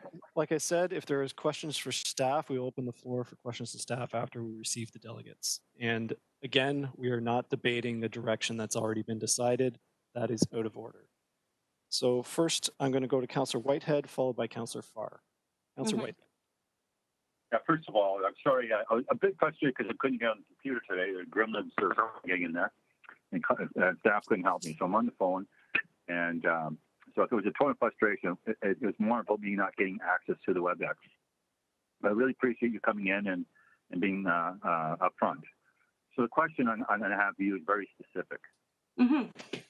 The key time in a 24-hour period for my residents, ones I represent wholeheartedly, democratically, is peak hours. So for that 2-hour window on that street where it's got the heaviest function and what it was designed for, Mm-hmm. you have a problem with that? Do I have a problem with what? Just leaving those laneways open for those 2 hours a day. You Yes, can I do. park a car or a shopping mall for the rest of it. Do I have an issue, just to clarify, do I have an issue with the amount of traffic on those rush hour peak times? Is that what your question is? My question is, if we allowed it to function as it was originally to function at peak hours, and then if the neighborhood wanted to put a shopping mall in those lanes during the day, between those peak hours, Mm-hmm. would that be, how would you respond to that? Well, that wouldn't be satisfactory to me, because just because the peak hours are being used and by cars in those moments, during the peak hours, people are traveling to and from work using other modes of transportation. We've talked about the kids going to school. Like, this isn't new information. I think what we need to be looking at for those peak hours is how can we move people, all people, no matter how they're traveling on that street, in the safest way possible. Does that make sense? So here's a question. Are these people crossing in non-controlled intersections? Are they crossing at not? No, they're crossing at intersections that have the button and then the lights go, that have been installed. But does you recognize that the city made great strides the last couple of years under the good leadership of Aidan Johnson to address all those intersection issues so it is safe regardless of the traffic? What's your question? The intersections are much safer, so closing down a lane of roadway at an intersection doesn't change anything. What about walking to those intersections? At the intersections where people cross. Lee? Okay. Leah, sorry. I'm not understanding the question. So to start off with just peak hours, allow the road to function the way it was meant to function, to alleviate. And if people weren't so parochial, understand the relief it provides to other areas of the city. So I'm asking you, should Ward 1 do their part? To what? What's your question? Facilitate people in this community using an arterial road, which is a regional road, to safely accommodate their needs to get to work. Yeah, we should all be able to safely get to work. Thank you. Of course. So the question then at peak hours, at 2 hours, so 4 hours a day of a 24-hour period, you said that you couldn't support that because a lot of people need the roads at peak hours. Fair enough. Here's the question. If all the adjustments on the intersections have already been done to ensure the safety of your children to cross the street, and by the way, statistics indicate very clearly there's not an issue now with anyone crossing the street at the intersection. So I'm trying to understand, how does reducing a lane at peak hours where the traffic is already slow? It makes sense when it's wide open like a can and people speed, but when it's actually bumper to bumper, then and your intersections are much improved, how does reducing a lane at peak hours benefit those people crossing the street? Because the people will be protected by a row of cars. Well, no, actually they won't be, because there's not enough required parking to ever meet that need. And we know that, and the traffic's already told you that. What's your question? You're not going to have a row of parked cars on Aberdeen, even though you're going to allow parking, because there's no demand there. Okay, we're getting back into debating. What's your question? Yeah. So my question is, I'm trying to understand, all Ward 8 residents are asking, okay? Okay. And look, we've used this road. It was meant to be this for it was a road. There's not any local roads are connected to highways. There's no local roads are connected to highways and the mountain. So we only have 5 axes in the whole city. So this is a pretty major route, considering there's only 5 axes. So my residents say, look, wouldn't the compromise be let them have and do whatever they want for 20 of the 24 hours? Mm-hmm. Would that be fair? I think that the road should be safe at all hours of the day, whether it be for walkers, for cyclists, for children, or for motorists, whether it be peak hours or not. Should I finish my comment? Councillor, and we're just at the end of the 5 minutes there, so Lee, Yeah, would I you just finish off your thought? No, that's okay. Thank you. Thank It's you. not safe at I think she answered the question, Councillor. Thank you. Councillor Farr. Can you hear me okay? I can, yes. Thank you, Leah. I was talking to Ned a bit about this, but I've caught a lot of correspondence, obviously, in the last 6 weeks to a couple months. I've had some on-street interactions, particularly on Durand South Side, and some phone calls on this too. So I just wanted to hit on something that you said first off. You referred to, as you were discussing with the previous speaker, that there's other road users that you're thinking about here. What are you talking about, cyclists or cyclists in addition to other, what are the other road users you're referring to, Leah? Well, so we have people that are obviously motorists, which I think is what the conversation has been dominated by. There's people that are pedestrians, which are on the sidewalk beside the roads. We have people who are cyclists who aren't actually permitted to ride on the sidewalk. They have to be, you know, as you all know, by law on the road. There are people who use e-bikes. There's people that use motorized scooters. So they are often all in this mix. We need to be creating safe streets for all of them.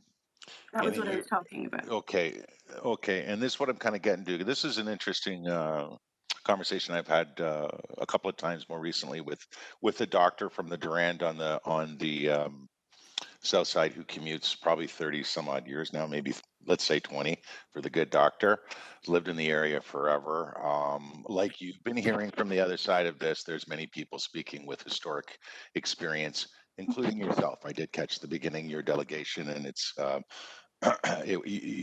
give yourself some credit that the conversation isn't completely dominated by the auto side of things. So the discussion sort of led to the conversation about are cyclists or e-bike users and the people you've mentioned safer with parked cars or with the way it is now, you know, car door openings. I think we've talked about that, and then the weaving in and out, because when that happens now, you know, I know, certainly the good doctor knows that this is that's a safety issue as it is right now with cyclists. I've said since Herkimer Charlton, please use those protected lanes. But anyway, so you're through you, Chair, on that. What do you think safer? What do I think is safer for which? For those additional road users, the current setup or parked cars to weave in and out of? Well, what is safer in a perfect world isn't here because we've had to adapt this pilot project. So I'm going to actually go with neither. Yeah, that's a good answer. I was thinking the same. No one pitched, well, maybe you did way back in 2014 or 15, bike lanes on either side. I do recall the mid-turning. Okay, good answer. Quick refresher. You were talking about public budget. Clearly you were very involved, maybe even on the executive through your chair. Were you involved from an organizational aspect of that PB? No, I wasn't on the participatory budget committee. They would just bring it to the meetings to report what they have. Okay, so what was the details on that? Okay, can you just grab that part of your script and reiterate for me? There was 2-3 things that you mentioned. The very beginning about the participatory budgeting? Yeah, when you were mentioning participatory budgeting, yeah, you offered some statistics. The only numbers that I said were that the ballots were sent to each residential address in Ward 1 and that the residents could vote for 5 projects of their choice. And it was a ranked ballot. Ranked ballot, that's right. Yeah. And through you, Mr. Chair, as I recall, Ned had said, and another statistic, that it was the #1 choice. And you actually helped me answer the other question I had for Ned. It's actually was funded as well. Okay. Yeah. Yeah. Okay. So on that you've got some more stats than Ned had. How many people participated in Ward 1? I don't have those information. Okay. All right. Thank you, and I appreciate your presentation. Thank you, Mr. Chair. Thank you, Councillor Farr. Any further speakers? Not seeing anybody on the list. I will go to Councillor Whitehead because muted now and can't indicate if there's anything else. No, Councillor Mr. Whitehead? Chair, I have no further question. Thank you. Okay, thank you. Okay. Thank you, Leah. Thank you. We're going to receive the delegations. So I need a mover and a seconder to receive the delegations. Moved by Councillor Nan, seconded by Councillor Farr. All in favor, and then we'll open up the floor to questions to staff.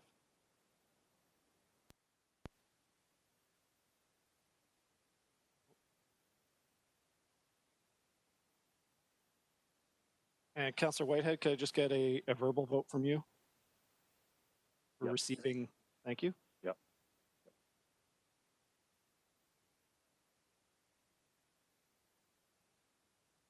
Councillor Collins, I got your thumbs up. I think that's everyone.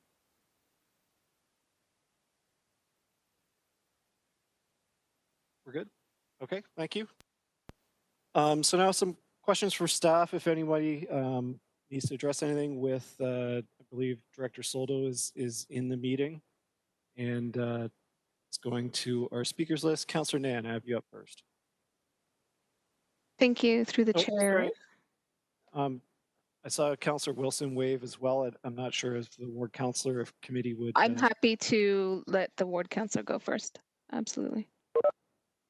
Thank you. Thank you, Councillor Nan. I appreciate that. I had some issues with my microphone on Wednesday. Just wanted to check that you can hear me, Chair. I can hear you. Thank you.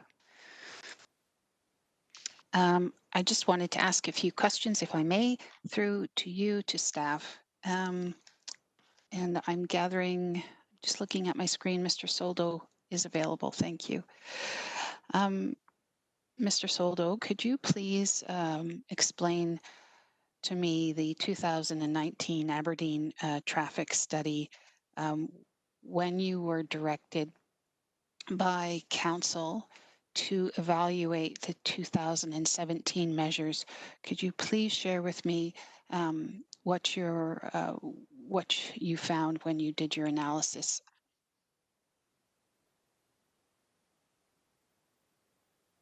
In terms of its measure of safety. Thank you. Edward Soldo, the Director of Transportation Operations and Maintenance, and acting GM today, as Mr. McKinnon is not here today. In terms of the 2019 report, it was a follow-up to the previous report, and at that time we were directed to come back and undertake a review of the effectiveness of the previous enhancements that we had made.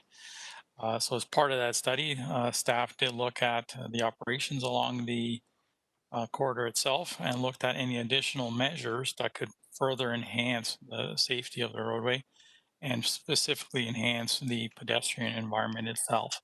That operational review was the basis for the recommendations that were presented to council, and the recommendations included things such as timing improvements for pedestrian lead phases. It included no right turn on red during the morning hours to align with the school crossing guard operations, as well as other measures. The third recommendation was looking at permitting parking on north and south sides of Aberdeen between Queen and Dundurn. In addition, we also looked at, the recommendation was to look at the 40-kilometer flashing zone along there during school arrival and dismissal. So the majority of these recommendations were pedestrian focused to enhance the safety of pedestrians along that corridor. Thank you. Through you, Mr. Chair. In that same report, if you could just expand, your report said that Aberdeen, as it is presently configured, is 4.7 times as dangerous as the industry threshold for an area of concern, based on a review of collisions over several years. Could you confirm that, please?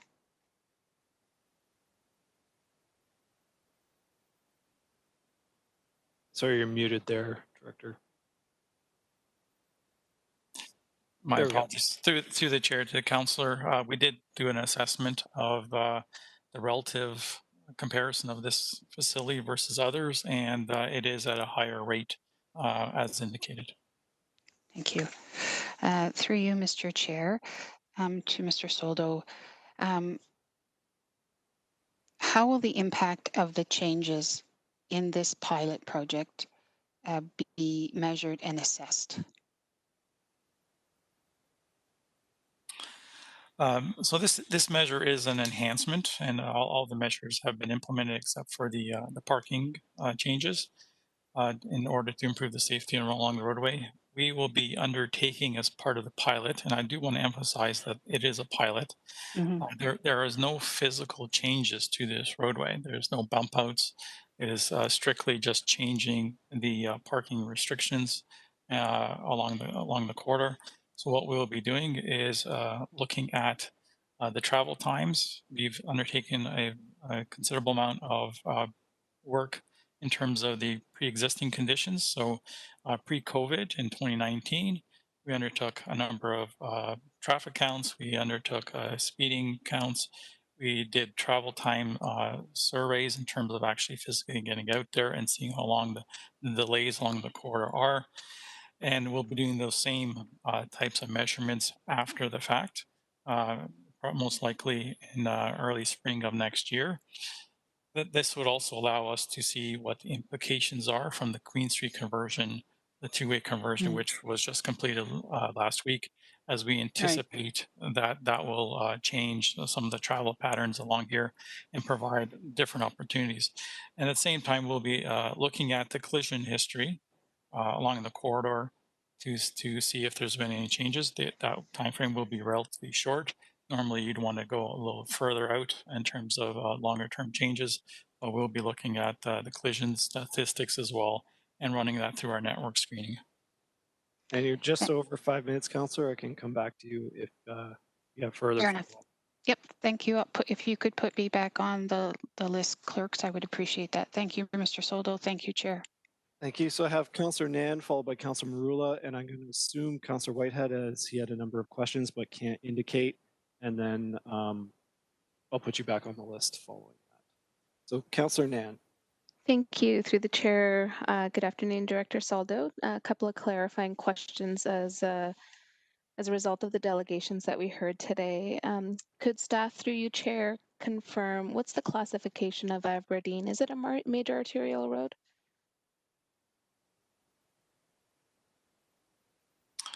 To the councillor, I believe it's classified as a minor arterial. Minor arterial. There was reference to, there was conversation about the time frame, and I think you just mentioned it in the response to the previous councillor's question. But what is the pilot period that we're speaking of here in relation to the street and the traffic calming strategies that are approved? So our goal would be to come back to council next year. We will be monitoring it as soon as we've done the pre-monitoring, and what we'll be doing is throughout this period identifying any constraints or any issues that may arise. So if something comes up, we'll look to address it. But the time frame would be early next year. The resolution, I believe, actually says coming back. Bear with me here. I'm just bringing it up. The resolution from council speaks to that the above noted changes coincide simultaneously with the two-way traffic conversion of Queen Street, and that staff be directed to evaluate the effectiveness of the roadway safety measures implemented and report back within 1 year, 6 months of implementation. That would allow for a good analysis of the impacts. So we would be continuously monitoring, but we'd be hoping to come back within that time frame identified in the resolution. Thank you. And through you, Chair, there was a reference about, I think one of the last delegates gave reference to all the multimodal use of roadway that we as a city need to consider in our traffic design and planning, and it correlates to Vision Zero. Could you please, through the chair, remind me what are the hierarchy of needs that are assessed in our Vision Zero mandate as a council? There's a ranking, correct? It is not, through the chair to councillor, it is not only within the Vision Zero mandate, but also within the Transportation Master Plan. And identify that we look at the vulnerable users first, so pedestrians, cyclists, transit, and then automobile vehicles. Vulnerable users first, in terms of the hierarchy of need from our council approved transit master plan and our council ratified Vision Zero mandate. Through you, chair, to staff, where do children fit on that hierarchy of need? Thank you to the chair to the council. That's an excellent question. In terms of the overall hierarchy, when you start looking at vulnerability, at the very top is the pedestrians, and you could subcategorize the pedestrians as well, where you would look at children as being the most vulnerable of all the users on the street. A rhetorical question through you, chair, to staff. Can children vote? I don't believe they can vote. Thank you. I'd be curious to see the petition. I didn't get a chance to make my way down to the clerk's office to review it to see if there was an age tick off on the petition to see how many of the 701 petitioners were children. I might go down there tomorrow and check that, or on Monday and check that out. Last question through you, chair, to staff. Are staff aware of any polls that were used in relationship to this project? Have staff been made aware of any polls that were conducted either formally or informally for this project? Thank you to the chair, to councillor. None of that information has been submitted to staff. Thank you. Those are my questions for now. Thank you, councillor. I have councillor Marula followed by Whitehead, Pauls, and then Wilson second time. Councillor Whitehead? Oh, sorry, Marula. Thank you, Mr. Chairman. Through you to Edward. Edward, the Kenilworth Avenue South analogy has been used to nauseum. Apparently, I've been getting emails all day about people using that as a false equivalency. Can you elaborate on the difference between Aberdeen and Kenilworth? Thank you to the chair, to the councillor. I really appreciate this question because I do want to provide some clarity on this. The analogy or the correlation that's been drawn in the past by staff would be utilizing Kenilworth as an example of a very successful project where the city, through your efforts, went from 4 lanes to 2, and has successfully reduced the speed along that corridor. At no time, to my knowledge, has staff ever drawn a comparison between the petition process or the process in which Kenilworth actually became implemented as it relates to Aberdeen. So I'm not sure where that discussion is coming from. The only analogy or the comparison that we use is the successfulness of that project and use it as an example of what we might see on Aberdeen. Thank you for the clarification, Edward, because again, we have a real problem in the city with keyboard morons and the misinformation in the city. It is staggering how they can just attach lies to everything and think it's going to end well. It's not going to, but I appreciate your time. Thank you. Thank you, councillor. Councillor Whitehead followed by Pauls, Wilson. Oh, sorry, councillor Whitehead followed by Pauls, Farr, then Wilson. There we go. Councillor Whitehead. Yes, thank you. Ed, to the chair, were you aware the consultation and the collaboration between the 3 councillors on that Aberdeen study prior to your arrival?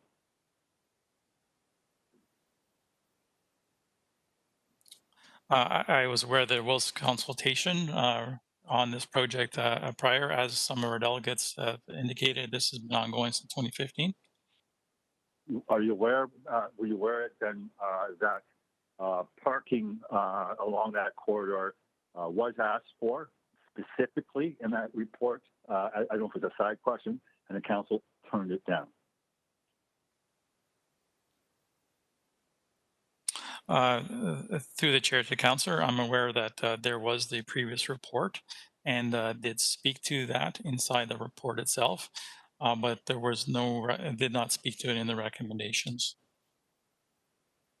So you're aware then that there's collaboration between the councillors.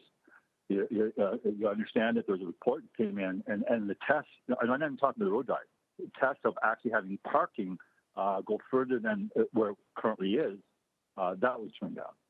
So this is complete contradiction to that report. Is that correct? I would disagree with that statement, councillor. That report speaks to parking, but there was no direction in that report not to look at parking in the future. There was actual, no, it was put to a vote. You might want to look into it a little further, Ed. It's not in the report. It was a motion during the conversation to test the will of the council, and the council said no. It's good to have context. Even in that report, it recommended, especially because we still aren't clear on the impact of LRT. And if LRT is coming in, and it could be still alive from what the rumblings are, no, maybe staff got it wrong. Maybe we had the wrong staff, and you have a greater level of perspective. But they basically said we better hold the brakes on changing Aberdeen and reducing lanes until we understand clearly what the road movements are going to be and the impact of LRT. Director? Through the chair to councillor, I'm not sure what the question is there. Holding the line. Do you believe that the LRT and the impact of the LRT could have, and they might have to change western axis and so forth, that could have a bearing on the traffic loads in Aberdeen? Mm-hmm. And that's really one of the reasons why this is a pilot, that we can assess the impacts of this and see if there is additional delay. So is this Queen Street conversion going to facilitate anyone going westbound? Well, first of all, let's go back a step. Majority of the traffic using Aberdeen, they're going eastbound or westbound? Thank you, through the chair to the council. That's an excellent question. In the past, the council may remember that Aberdeen used to actually be sort of a higher order function to the east of Queen, and a lot of traffic calming changes were made in that ward to dissuade traffic from going there. So now that traffic primarily goes either northbound or it goes westbound. And does the Queen Street go King Street and allow access to the west? How does Queen facilitate people going west? Through the chair to the councillor, upon completion of the full conversion of Queen Street, which is anticipated after the development occurs at King Street, we will be able to finalize that conversion all the way up to King Street, and traffic can then utilize that going up Queen Street and turning left onto King. So wouldn't it be wise, considering what you just said, and prudent, to hold off on the pilot until the King Street, the Queen Street two-way conversion completed to King Street, which is in fact where you will see, if there's going to be positive impact, that's when you're going to see it. Through the chair to the councillor, I believe there's a number of changes that will help the traffic flows in this area. At present time, due to the conditions we're in underneath COVID. You're chewing up my 5 minutes. My 5 minutes. I want to make it clear. So the question I'm asking specifically, is it not prudent, if you're really going to test the Queen Street pilot, is to ensure that what was fully contemplated for the Queen Street conversion, that means going to King Street to allow people that are going west, and a lot of them are, that can go to King Street and go west. Wouldn't it be prudent we wait till that's completed? The direction we were given through the chair to the council, direction we were given by council was to do it simultaneously at the present time. But sorry, just back up a step. I'm asking a question and answering it, Mr. Chair, respectfully, and I say that with greatest respect. The point I'm making is that this isn't the completion of the Queen Street conversion, because what is contemplated in the Queen Street conversion is bringing the traffic to King Street. Is that correct? So, Director Soldo, you can finish up with that question, and then I can come back to you for a second time, Councillor. Yeah. At the present time, we're anticipating that conversion to occur next year. The time frame for this pilot can be extended to incorporate that as well. But I'd like to point out at the present time, the traffic is anywhere from 20 to 30% less than it was Well, that's because than last. Sir, let me finish. Than last year, given the fact that we're in COVID. So right now, there is a significant amount of additional capacity on Aberdeen, given the fact that we're in the COVID pandemic. Councillor, we can here's come my back to you. concern. Yeah, but just on dovetailing on that, it's not in the interest of our community to start using numbers during COVID and suggesting that is how we're going to build the city on those numbers. So I would suggest that the pilot should be incorporating real numbers. So that's just yet another argument why we should be moving forward at this time. Thank you. And Director Soldo, if you want to address the issue of the COVID traffic flow, and then we'll go to Councillor Pauls. The COVID traffic numbers are significantly less across the city, 20 to 30%, and that actually would enable this conversion and pilot in the beginning to allow people to utilize this roadway and not face any additional delays. This can get incorporated. Sorry, Director Soldo, you still have the floor. You can finish your answer, and then we'll go to Councillor Pauls. So it would be my recommendation that we do run this pilot till the time frame where we can assess the impacts of the King Street extension of the Queen Street conversion as well. So we can implement now and have this run out for a year and a half, and that way we can come back and provide a more fulsome overview of the changes to the traffic patterns to council. Thank you, Director. Councillor Pauls. Thank you. Thank you, Director Edward. Through the chair, I just want to ask you, you mentioned at the beginning there's no major change. Just for my understanding, what were the change we were going to make in this pilot project? Thank you to the chair, to the councillor. The changes that were approved by council have all been implemented except for the parking changes. In terms of the physical changes on the street itself, it is only signage. This is only a pilot.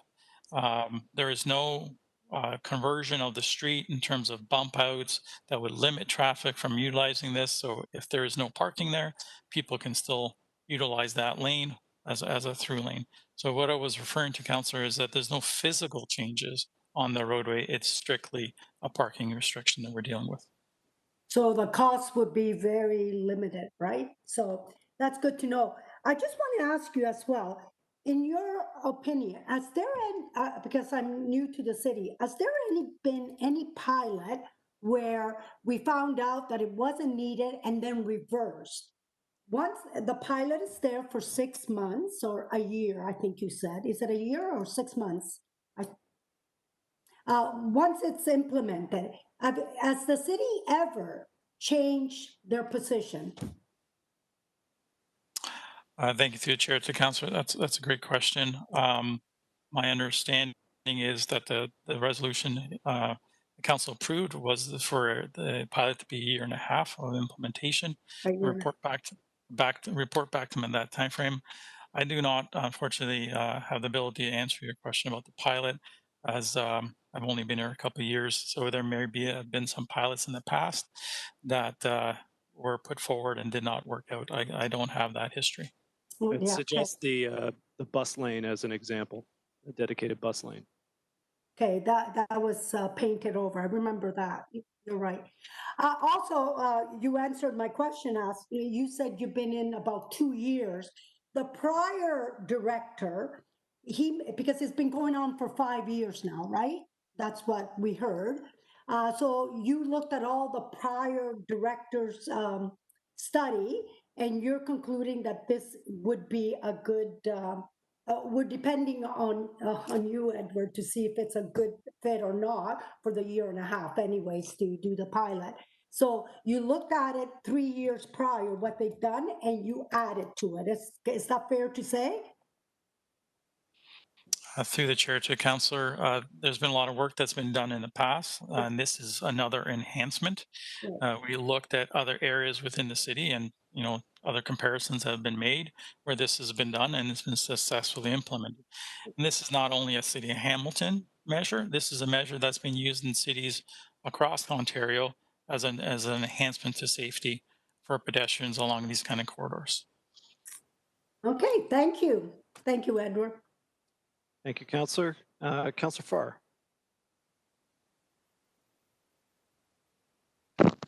Thank you, Councillor or Chair Danko. Ed, oh, just a moment. My Word file's all messed up here. Let me just, there we go. Ed, just backtrack on, you had Councillor Whitehead asking one of the questions I was going to ask about the King completion as it relates to our recently finished and long anticipated and awaited Queen Street two-waying.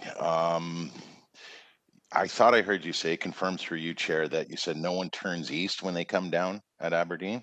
Or did you have a percentage that I missed? Sorry.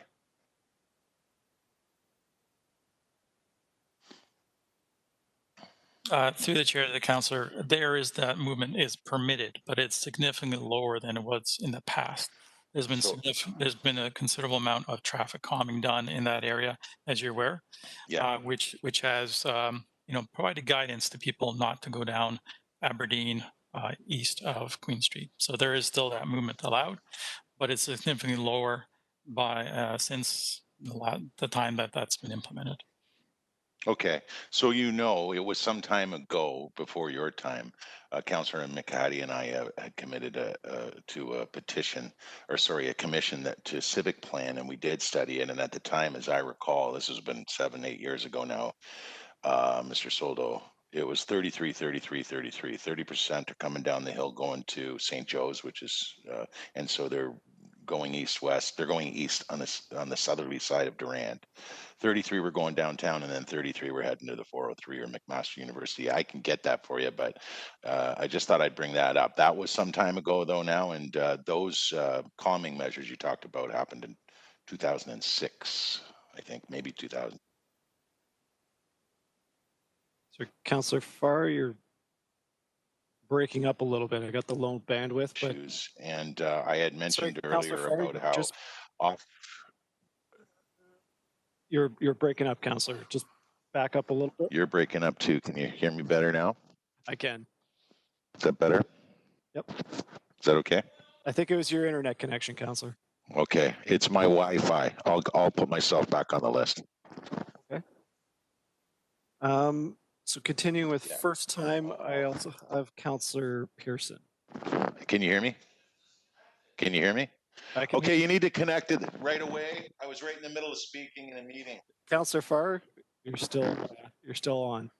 So we're gonna mute you and then move on to Councillor Pearson. There we go. Councillor Pearson. Okay, you're going back to Councillor Farr. Thank you, because I think he was on the same line of questioning that I may have, but mine are really simple. So through you, Mr. Chairman, to Mr. Soldo, you mentioned that the due to COVID traffic is lower right now.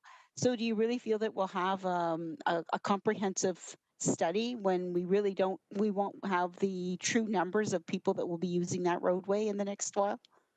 And not just vehicles, but pedestrians as well, because a number of students are being homeschooled or because of the scheduling of school, etc. Thank you through the chair to councillor. That is actually what I was referring to, is that the traffic counts that we take and the analysis we undertake should be undertaken in the future, further out, when traffic counts are allowed to normalize and those patterns. But there are also going to be changes as we come forward with the Queen Street being finalized as well. What I was referring to, though, if you're going to make this change in terms of allowing for it, this is the time to do it because there is less traffic on Aberdeen, so they would have less of an impact. Okay, but then we won't be able to do the full like a full study of what an impact would be on the normal day in a pre-COVID world or post-COVID world. We won't have those numbers. And I guess that's what I'm concerned, because we really won't have the true impact at the end of the day for this. It's a year and a half that you're looking at doing this study. Through the chair to councillor, just so I provide some clarity, we have the numbers before COVID. We undertook the number of counts before. And what I would be recommending is that we don't undertake that analysis and the traffic counts until things normalize in the future. So, you know, it would be next year sometime, hopefully, Hopefully. traffic counts will normalize, and then we can provide you with a very accurate before and after. Okay, so, and that's again, hoping that we're out of this COVID scenario. So the other question I think Councillor Farr is going to touch on as well is the Queen Street two-way. I know it's opened. So are we now doing studies as far as the flows, et cetera, and impacts that it's maybe having on the traffic currently? Through the chair to councillor, we won't be taking any counts currently. We'll let that traffic flow stabilize. It takes some time for that to happen, and those traffic counts will be picked out. But at the same time, we're looking at Aberdeen. Okay, and I thank you, and I appreciate you mentioning that it will take some time, because I mean it's an education process as well for drivers with regards to changes on the roadway. So I appreciate that, and thank you for the answers. Thank you, Mr. Chairman. Thank you, councillor. Second time I have councillors Wilson, Whitehead, and then Farr. So councillor Wilson. Thank you, Chair Danko. Through you to Mr. Soldo, I was wondering if you could comment on what your analysis has shown in your computer modeling about the impact that this change will have, the change of 800 meters to travel time down the length of Aberdeen. Please. Thank you. Through the chair to councillor, and I'm going to start off my answer with that the work that we've done to date really is based on existing travel traffic numbers and travel patterns. What we see in the future will not be the same. We know that Queen Street will make changes to the travel patterns that are on this roadway. So it's not an apples to apples comparison utilizing pre-COVID numbers and projecting them into the future. This measure is a safety enhancement, but we're also aware that it will reduce some of the capacity on the roadway. And when we were looking at where we allow for parking and where we still have no parking, there will be no parking allowed near the intersections. There will be no parking allowed at the bus stops. So when you look at this entire stretch of 800 meters, and I was doing some back in the envelope work prior to this meeting, it means there's actually only parking allowed along about 500 or 550 meters in that area of this stretch on the north side. So looking at the analysis that we have, which is very preliminary, it does have a delay along the corridor.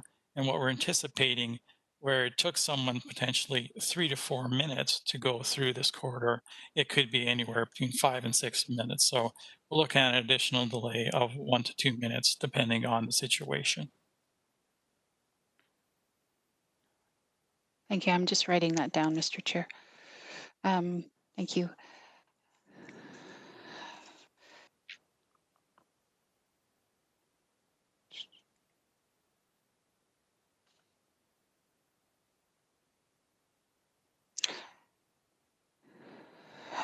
Mr. Soldo, of course, pre-COVID, are you able to tell me what the volume of, so Aberdeen is a minor arterial, presently 4 lanes. Are you able to tell me the volume of traffic on some other streets, such as Rousseau Street, please?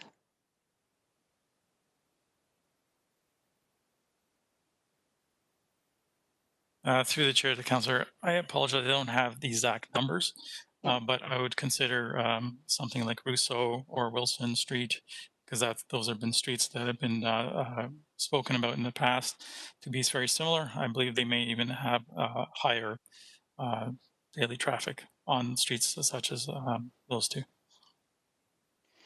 Thank you. For my colleagues, Russo has 4,000 more vehicles. It is 2 lanes. It is a major arterial.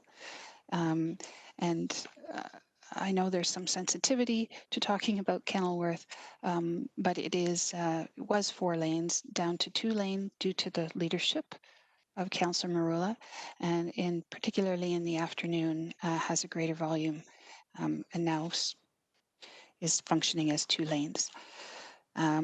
So those are my questions. I would appreciate an opportunity to provide some comments if I could at the conclusion of the Q&A. Thank you, Mr. Chair. Thank you, Councillor. Councillor Whitehead, second time.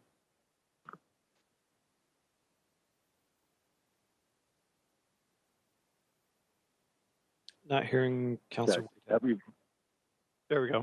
Even Ed would acknowledge when you make such comparisons, when you look at road patterns, demographics, there's so many different things that come into the function of roads. When the good councillor represents Rosso or Wilson, because I looked at the studies, there's no comparison in regards to the interactions, the demographics, and the needs between those roads and Aberdeen.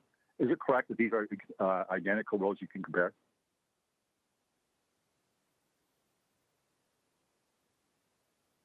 Through the chair to the councillor, no 2 roadways are the same. They may have similar characteristics. That's all I need, because I got 5 minutes. Thank you. The other thing, the other question I have is, I was under the impression, I'm going to have to look, you're saying it's a 1.5 years. I believe the pilot was only for 6 months. So now I'm confused, because I'm going to have to go back to the clerk. And maybe the clerk can clarify that. Do you have that in front of you, Director Soldo? The resolution that I have in front of me was something my staff provided me, and it says it's 1 year, 6 months. So I would look to Alicia. Mr. Chair, it was never a 1.5 years, and I would ask the clerk to go back to the actual notes. The resolution I recall, because I was the one pushing it and got the support. It was 6 months. Where did the year come from? Our clerks are going to take a look at that. Through you, Mr. Chair, this is Alicia Davenport from Clerks. If you're referring to the report that was approved by Public Works Committee and ratified by Council last year in June, the recommendation related that staff be directed to evaluate the effectiveness of the roadway safety measures and report back to the Public Works Committee within 6 months of implementation. Thank you. Is that the report you're referring to, Councillor? Yes. Yes. It's not 1.5 years. You got 6 months to report back on it. Yeah, thank you. Through the chair to the clerk, I appreciate the clarification. What I had in front of me said 1 year, 6 months. So I will take that as the official recommendation. So back to the comments, and I love this. This is like boiling a frog in water and watching them die. The reality is what you're suggesting is put them in the cold water, turn up the heat, and then don't worry about after the traffic picks up. I don't think that's a great approach, and I don't think my community thinks it's a great approach that we're going to lull them into a time frame where they're going to have real difficulty. So is that what you're asking my community to do? Is don't worry about the low numbers now, but you're going to transition to the issues you have in the future. Through the chair, that is not what I said, Councillor. My recommendation is that we come back to Council once traffic has stabilized and that COVID numbers have been normalized. Yeah, but what are you going to measure in the next 6 months if the traffic is not what it was? Through the chair to Councillor, this recommendation was pre-COVID. I would remind all of Council. So if we are to meet that timeline, my suggestion and my recommendation is that we actually extend that timeline for evaluation so that we have proper before and after numbers. Would you accept a motion that would tie in the pilot program to the implementation of King Street? That's not on the table before us now, Councillor. No, I'm asking, Mr. Chair, You better learn how to do this. You're I'm asking a debating question direction. and you're now interrupting. It's not direction. I'm asking a question. I can't get direction until I know if it's possible. That's not something that we can discuss in this meeting. You're Yeah, no, it debating. is. I'm asking, You're debating direction that the I'm asking direction that for Councillor. 17 years, Mr. Chair, I've been doing this, and these are Councillor? questions every councillor asks at some point in time. I'm asking him if he would support, would it be prudent for, and understand the COVID, because he just indicated that circumstances have changed. The report predated the COVID. So with the changing times, we have to change possibly our direction. So the question now is, the two-way conversion to King Street will not be completed in this run. You're indicating that the numbers are going to be light Councillor? because of COVID. Would it not be prudent to tie the pilot to King Councillor, Street? direction has already been provided No, but Mr. on Chair, this you're not matter. You're understanding. debating the decision that's already been made, Councillor. That's not the point. It is out of order. I challenge the chair. I challenge the chair. Okay, there's a challenge to chair. I will hand the chair over to Alicia. If you want to vote me out of the chair, somebody else can come down here and wrap up this meeting. Alicia? Hi there, this is Alicia from Clerks. So when the chair is challenged, the clerk takes a vote of the challenge with members of committee in favor or opposed to the ruling. So the chair's ruling on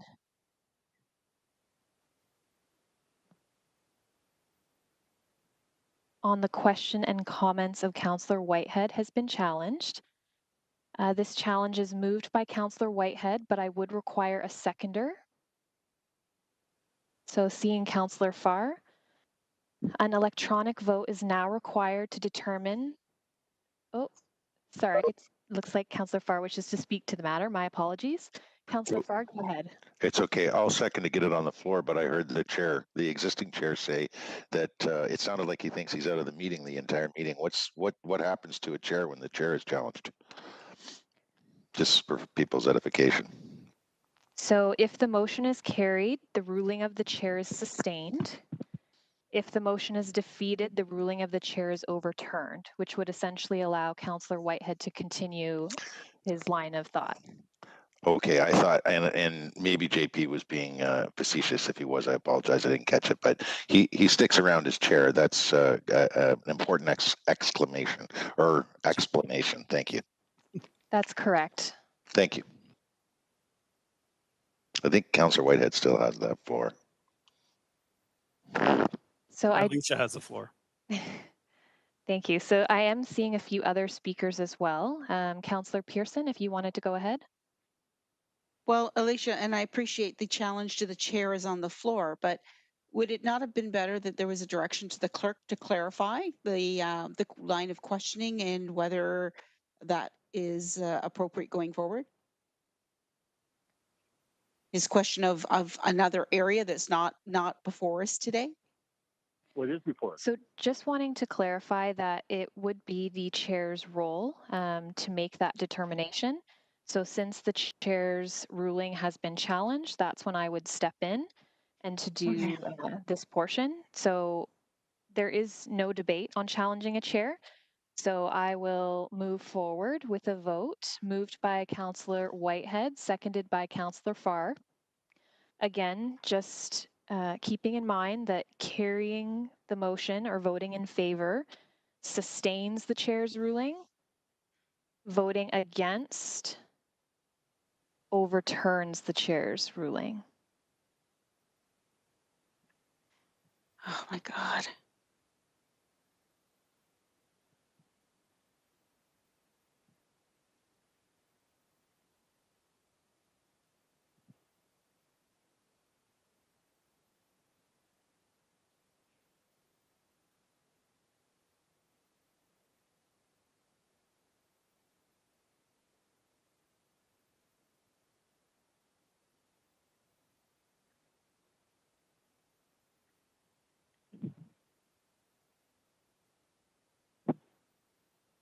The vote is before you.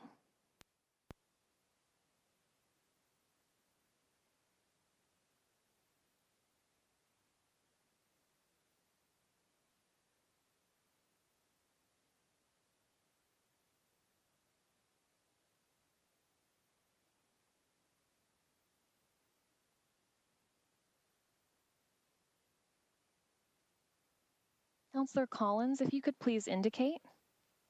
Okay, thank you.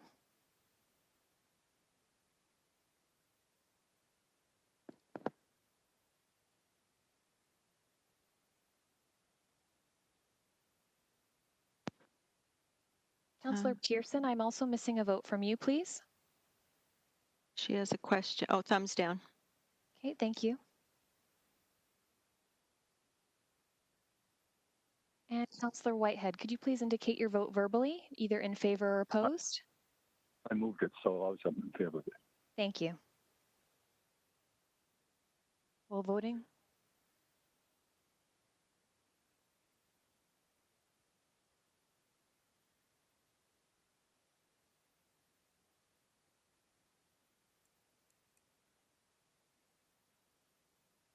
So the motion was defeated by a 4-5 vote, which means the ruling of the chair is overturned, in which case I would allow Councillor Whitehead to continue his comments.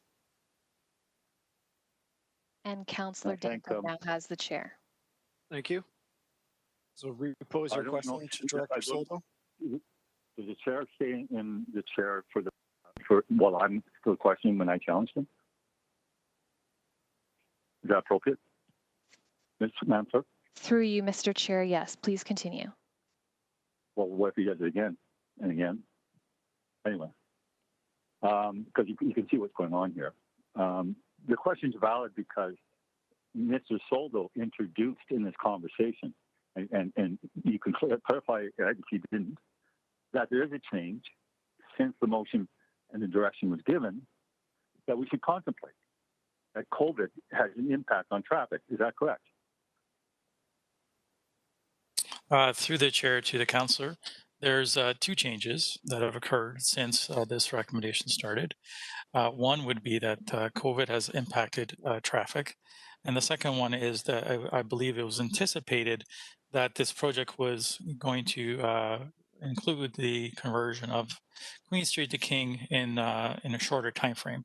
And now we're aware that the Queen Street conversion will not occur until next year, fully from Main to King.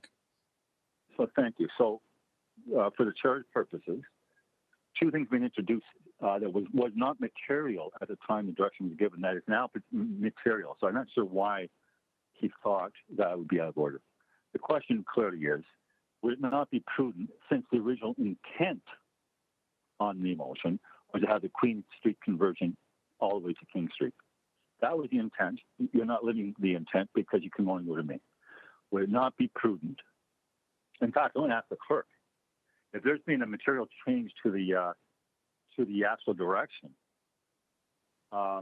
would the direction have to be reconsidered?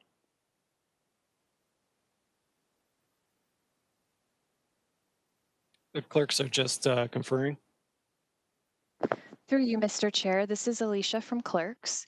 So because the original direction related to Aberdeen Avenue was approved by the Public Works Committee and ratified by council. What Councillor, please let the clerk finish her explanation. Okay. Fair enough. The recommendations are now deemed to be in possession of council. So if any change is required, it would have to be taken up at council as a reconsideration. Okay, so this is the question I'm asking. The pilot program was tied into the Queen Street conversion, is that correct? Through you, Mr. Chair, the direction was that the changes along Aberdeen would coincide simultaneously with the 2-way traffic conversion of Queen Street South from Aberdeen to Main Street. Yes. In that 2-way conversion, it was contemplated it would go to King Street. Now we're told it probably take another year before it goes to King Street. King Street was material for perhaps people supporting the direction in the first place because King Street facilitates people going westbound. So now the actual direction has materially changed. They're no longer, I mean, Queen Street's not being, the 2-way isn't going to be completed as directed to King Street. Is that not material? Is that a question for Director Soldo? No, it's to the clerk. I'm asking about process. So through you, Mr. Chair, my recommendation remains the same, and that it would have to be a reconsideration at council. Sorry, but it's the staff that changed the intent of the direction. So what happens in that circumstance? This is not a council saying things have changed.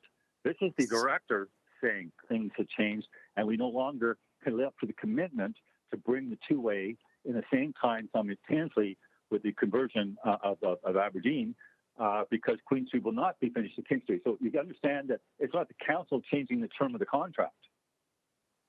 It's circumstances that change the terms of the contract, but yet the contract is clearly changed. This The entire anticipation discussion is municipal- out of order, but I've been overruled.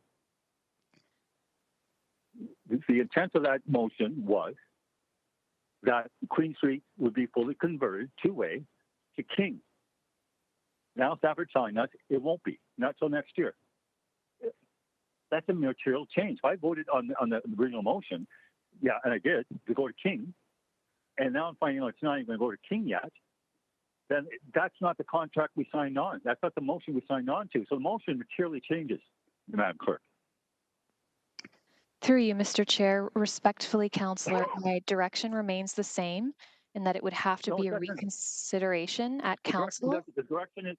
Okay. Councillor Whitehead, with all due respect, Councillor Whitehead, with all due respect, she has answered the question several times, and she's told you that her answer is going to remain the same. What's my appeal process in the context of when this is common sense? I answer a contract or a motion with staff. Once again, this is out of order, but I have been overruled. I'll put on the record my opinion. This entire discussion at this meeting is out of order. Sorry, you can't comment on this subject matter. Councillor Whitehead, with all due respect, and with total respect to Alicia, and for her, she has responded to you. If you are not comfortable with her, Councillor, let me finish. If you are not comfortable with her answer, you can certainly discuss it with the clerk, but right now, Alicia has provided you her answer several times. Thank you. Fair enough. So in 17 years, we've had these situations occur. We had staff come back to ask us to reconsider the Councillor, you're over your 5 minutes as well. Of the motion. So I've got more questions, so I'll go on the waiting list. Thank you. Where are we? Councillor Farr? Thank you. Thank you. Just to the clerk on this, and very respectfully, one of the best clerks working with us right now on Public Works. Can you please read the part of the direction that we're referring to at this point out loud, and we'll see how it words with respect to its association to King as referenced, just to help me. And certainly this week we already had a clerk floor determination analyzed and overturned, so it does happen, and you're still the best. So don't, and so is especially that other, as much that other clerk that it happened to this week. So can you just read it? It might help us where King is referenced in the direction we're talking about. So through you, Mr. Chair, I have shared my screen so that you can see the direction. I'm on another file. Okay, I'll go to that. Thank you. I believe that the recommendation that you're asking about is the last one, VI, that's highlighted. That all of the above noted changes along Aberdeen Avenue coincide simultaneously with the two-way traffic conversion of Queen Street South from Aberdeen Avenue to, it just went down. To Main Street West. To Main Street West. Okay, that's the Public Works Committee report from last year, and that was that exact motion was ratified. Correct. By council. So I don't see a reference to King in the motion, and I think that's the point the good councillor was trying to make. If it said simultaneously with two-way traffic conversion on Queen to King, it's a different story. We finished Queen this week. It goes to Main. It's done. So it might be a moot point, something to think about. That wasn't part of my questioning, but certainly it kind of is. Through you to Ed, real quick, I've designed 4 questions that have short answers for responses easily for you. which came first, that motion we just read from, or that King Street, I guess, addition to the Queen Street plan? Thank you. Or at least, sorry, Ed, not so much the addition, but finding out that we needed to delay that addition. Thank you, through the chair. To the councillor, my recollection is that the extension from Main to King was an additional direction after these motions that are in front of you. Thanks. Hopefully that provides some clarity. We would have to go back and look at that direction. And in terms of our understanding that of the delays, that's been fairly recent given the development process and the progress of those developments in that corner. Okay, thanks. You said earlier you received no polls, but did you get that public budget that's been referenced a few times today, especially from our delegates? It started all of this many years ago. Have you seen that? And notwithstanding the excellent Aidan Johnson McCaddy marketing at the time, I'm curious. I'm getting at, hopefully, if you did see it, you know how many participated. Thank you, through the chair, to the councillor. To my knowledge, I have not seen that. It may have been presented to my staff prior to that, but I personally have not looked at that. Okay, through the chair. In our expertise, and yours especially, on and your staff on multimodal safety, other road users that was talked about earlier, which alignment is more safe for cyclists? The parked cars or the existing alignment? I'm asking on behalf of a resident of mine, as I alluded to earlier, but curious myself. Through the chair, to the councillor, the safest option would have been to actually put that roadway through a road diet, as was referenced earlier, where you actually have a separated lane potentially for cyclists. In this option here, either being in a 4-lane roadway or going around parked cars. Parked cars provide some benefit in terms of not allowing through traffic. So I would say to you that I would lean very marginally towards the parked car option. That a cyclist is safer weaving through parked cars in these lanes than if the lanes didn't have any cars in them at all. And that's primarily, you're saying, because cars are going to be going a lot slower all the time? Is that what I heard you say? Through the chair, the councillor, I would say that it's safer because there's no through traffic in the curb lane itself. So that when there is a parked car, there's no one necessarily coming up behind the cyclist. So when they may have to go around the cyclist, they have a freer path along the curb lane and not necessarily through traffic behind them. Okay. Wow. Okay. Thank you for that, Ed. Is traffic safety staffer Ferguson here today too? Through the chair to the council. So no, he's not. He's on vacation today. Okay. Final question, real quick. You've been at this a long time. I mentioned, you know, the public budgeting that went on and the engagement, and then a little earlier I also said, you know, oftentimes, particularly on capital projects that see change, or projects like this that see changes in people's daily routines, there's an element of engagement that happens in the final hours, and in this case, it's being suggested that there's a lot of last minute engagement that is counter to the previous, the last 5 years.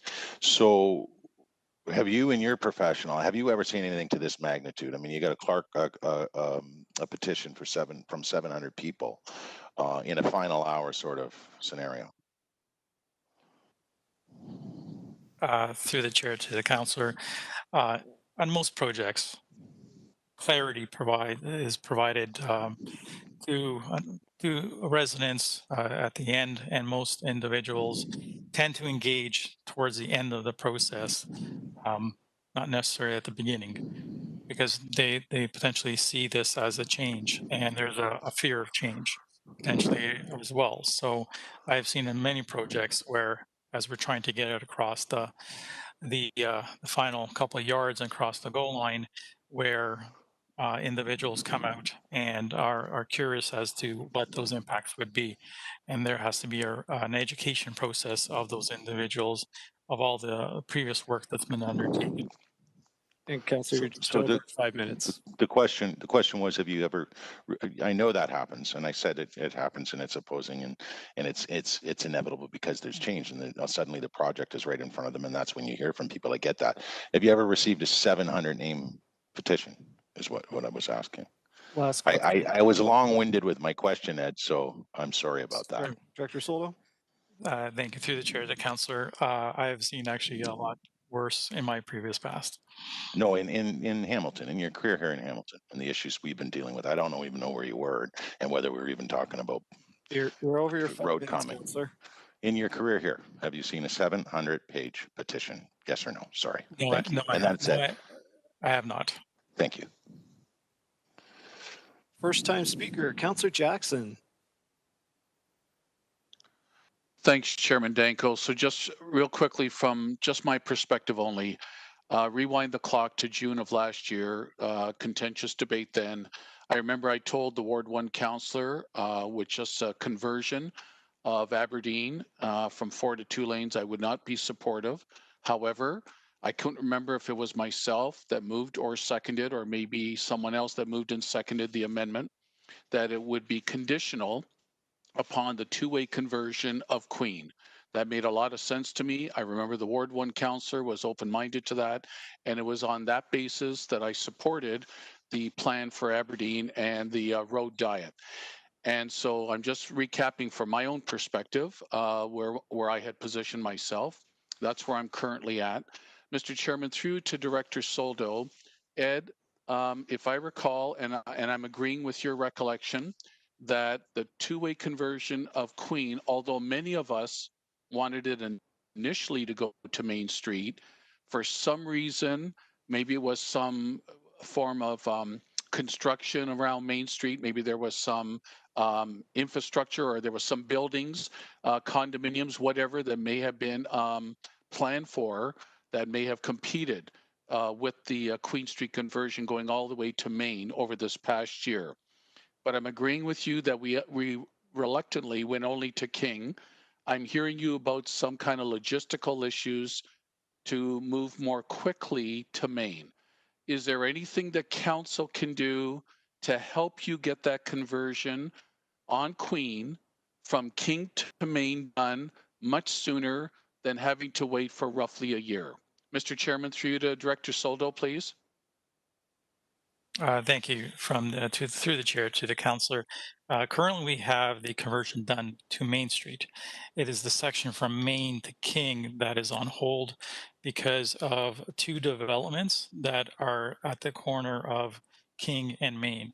Unfortunately, both of those developments will require the takeaway of the curb lanes in order to facilitate their development. Until those lanes are returned back to the city, and as well as the sidewalks beside them, we cannot make the changes to the traffic signals, and there would not be any lanes for us to convert because currently they've been taken away to help facilitate access into those developments. Thank you, Director, and thanks for your correction of me. I had my Main and my King, my North and South mixed up. I meant to say the conversion to Main's been completed, and now the last part to King. Is there any way, Ed, that talking to planning, talking to building, to know the status of those 2 building constructions and developments? I guess what I'm saying internally after today, I would appreciate if there's some way you could implore, based on committee's desire I'm sensing, at least for myself, but I don't think I'm alone, that if there's something holding it up from the building department standpoint, from a site plan standpoint, it would be tremendous to maybe accelerate and expedite those projects, which would allow you to get to that Main to King conversion a lot sooner. Mr. Chairman, through you to Director Soldo, if I could even, no promises or guarantees, but even that commitment that maybe internally there can be some further conversations. Thank you. Through the chair to the councillor, there really is no process holdup. It is the actual construction that just needs to be completed. So based on my most recent discussions with planning and economic development, that at least one of those developments will not be completed till next year sometime. And I don't have a specific date. So it's not a process issue. It's just the physical construction needs to be completed. So lastly, Ed, if they were completed and somehow magically they were completed sooner, you're not just waiting for a year. You would love to get at that last piece sooner if you logistically could. That's my last question, Chairman Danko. Thank you through the chair to the councillor. That's correct. We actually have that conversion as part of our existing contract with our contractor who completed the previous section. Okay. And so we have it all lined up. It's just a matter of Okay. once they vacate the site and make it available to us, we'll go in there and make that change. Okay, that's cautiously hopeful. Thanks, Chairman Danko. Thank you, Councillor. Second time, sorry, who? Councillor Nan. Thank you through the chair, and my apologies to my committee colleagues. I had to step away for a meeting and I believe I missed something pretty significant procedurally. Back in the game and just had a couple of quick questions as they related to some of the other conversation that I was present for. Through you, Chair, to Director Saldo, there was a question about parked cars, whether they provide safety or not, as it relates to cyclists.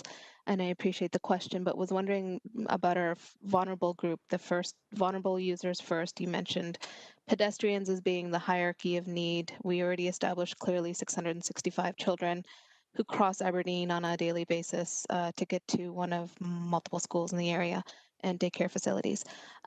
So what about parked cars for pedestrian safety? From your expert opinion, what role does parked cars play to ensure safety for pedestrians and that vulnerable population group of children? Thank you through the chair to the councillor. The parked cars provide a buffer. So in some areas, there's a bit of a buffer in terms of the boulevard, but the utilization of parking along the curb lane provides additional buffer, so that does enhance the safety of pedestrians along the corridor. Thank you. Through the chair to Director Saldo, in your expertise and opinion around making policy-based decisions that are based in guiding principles that are, you already indicated to me, the Transportation Master Plan, Vision Zero. To me, the clarity is around the health and safety aspects of both of those plans and what we're discussing here versus what you referenced as being a fear of change, inspiration at the last minute, once before a significant traffic rearrangement occurs. From your expertise and your field of career and knowledge, what do you think is a better policy basis on which to accomplish that health and safety? Adhering to a fear-based process and petition, or implementing policy that has been guiding? What ought to weigh? I'm sorry to put you in this position, but I really, truly, deeply respect your professionalism, and this is a sticky moment, and I need to lean to those who know more than I do as it relates to policy. Thank you through the chair to councillor. When it comes to public safety, we should always look at policy and procedures in terms of ensuring that we put them at foremost. First and foremost, the safety of the public first. Thank you. Thank you, Councillor. Second time, was it Councillor Marula? Yeah. Yes, thank you. And I just want to clarify one issue with respect to the petition, because Mr. Beer sent me further information, who's a resident of Ward 1, who clarified with respect to the breakdown of the petition itself. And remarkably, he claims, or he stated to me, that it's nearly 100% from wards 1, 2, and 8. And those that were outside of that 710 people, and I repeat, 710 people, outside of that 710 people, no one was pressured and anyone who wanted to sign had to call him first. So it wasn't like an impulsive decision. He literally, and let's face it, listen to his delegation. He's a gentleman. And he's being attacked by all these keyboard morons. And even he stated clearly all these keyboard morons were attacking him. And he's even told me that he's that and others. So these keyboard morons need to stop. They're the worst component to this process of governance, because everything they want, they seem to want to ram down everyone's throat when they only represent 1% of the population. It can't happen that way, folks. And all of the lying, like the Kenilworth stuff, and like, folks, we need to clean up this act. And it's not going to end well unless we do. So I appreciate it. Thank you. Further speakers? I have 2 quick questions for you, Director Soldo, and then I'll go to. Okay, I haven't spoke yet on this, so I'll ask my 2 questions, and then Councillor Wilson, you would be you'd be a third time, so I'm going to go to Councillor Whitehead previous, and then I'll give you the last word. So my question to you, Director Soldo. First, did we do a petition to implement traffic safety measures on the Red Hill Valley Parkway? No, we did not. And why not?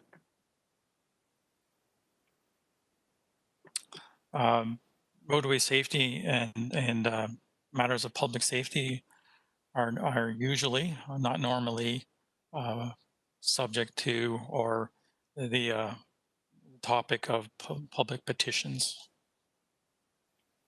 Did we do public consultation? No, we did not. On other projects where we're changing something in a neighborhood, maybe just explain the difference between a petition and consultation.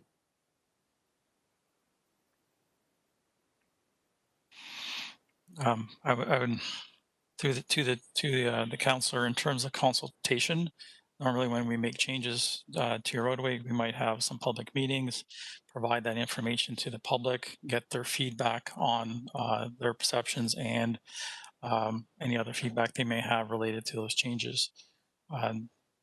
Typically, we typically do not undertake petitions related to changes in the roadway network. Thank you. And similarly, we heard earlier today about Valley Road in Bridge that was closed. Was there a petition to close the bridge, or did we do it because it was public safety, to your knowledge? As the individual who ordered the bridge closed, I can tell you that it was a matter of public safety. Thank you. Councillor, I'm going to go to Councillor Whitehead. If you have any further questions. Yes.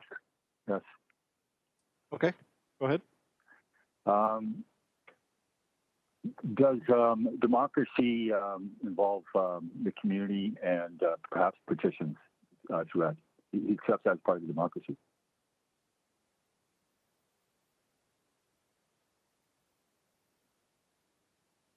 Through the chair to the councillor, I believe all forms of public input are part of democracy.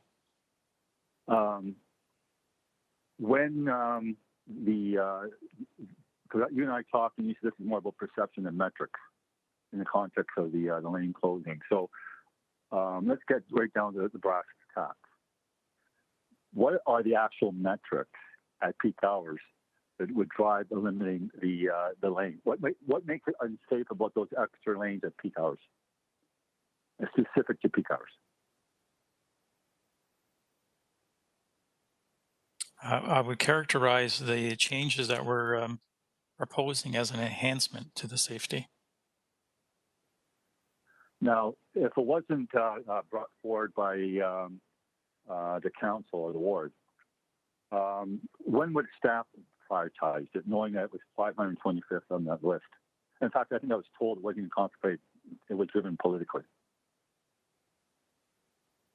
I would, through the chair to councillor, I would refer you to that to the report that we brought forward. This was on the outstanding business list item. It was a direction of council to come back and report back on any other measures that could be undertaken. Yeah, so what that report actually said is to monitor the changes that took place, not the changes that didn't take place. And that's where the interpretation of that actual original report that was 3 councillors involved and consultation with the community. So can you suggest to inform the council and the committee, what was the difference between how you arrived at this decision in the context of process and how the decision was arrived at in the original report that said don't do it?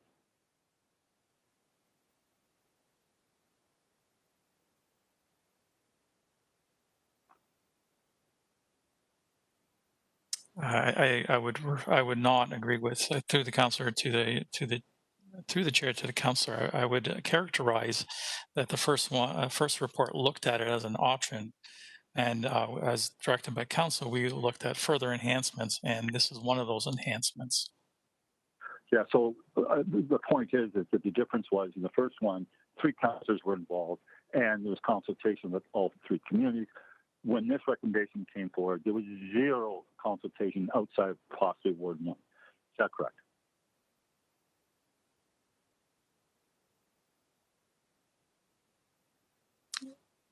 The report is in response to council's direction, councillor. So I'm clear on your question. So can I ask this question then? In that report, so I went through it thoroughly, and the council had already ruled that they weren't going to support the reduction of language in Aberdeen. But in it said review the changes and see how if it's operating and whatever enhancements are needed. But something that was ruled against. What you saw that was still part of your consideration. And can you point in a report specifically of what language made you feel that you could actually revisit decisions that were already rendered? Through the chair to councillor, I would not consider that council made a decision. There was no direction not to look at this as a enhancement in the future. We'll pull it up from clerks, but I'm pretty sure my council colleagues will remember. There was a debate on whether they should go on a road diet, and it was pretty clear, even from the staff report, no. So we voted say no to the road diet, but we support everything else in the report. You're saying, so here's something that's been said no to by council, and you felt that was within your purview to revisit a position the council took on that specific issue. Through the chair to the councillor, there was no direction provided to staff not to look at that in the future. Okay, so there was no direction to look at it either. Through the chair to councillor, as staff, it is always it is our responsibility to look at all options in terms of public safety and things that we consider. We don't need the direction of council to deal with a matter of public safety.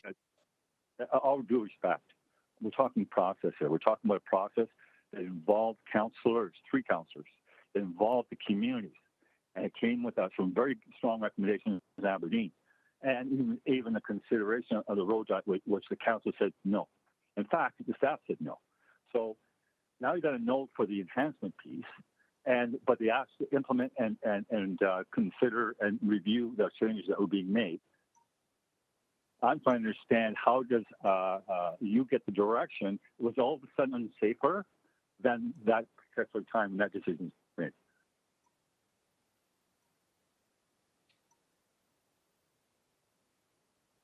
Through the chair to councillor, I believe I answered the question. When it comes to matters of public safety, it is my responsibility to look at all options and enhancements. And councillor, just over your 5 minutes, would you be able to wrap up? Yeah. Ed, do you think this could have been done better when you came in? Through the chair to councillor, there's always opportunities for improvement in any process.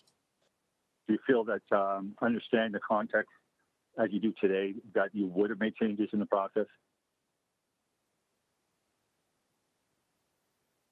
Through the chair to councillor, there's, like I indicated, there's always improvements, and I would say that this could have been had some enhancements to the process. Yeah.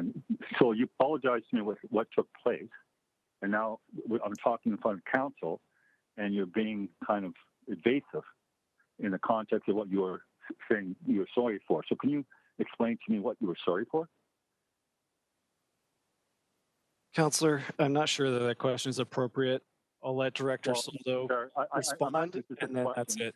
And it's not fair that I would get one response out of in the back room and a different one on the floor. Councillor, you're questioning staff's competence, and that's not appropriate. It's not in. No, I'm not actually. Director Soldo, I'm questioning. I'm asking a specific question. He apologized. What did he apologize for?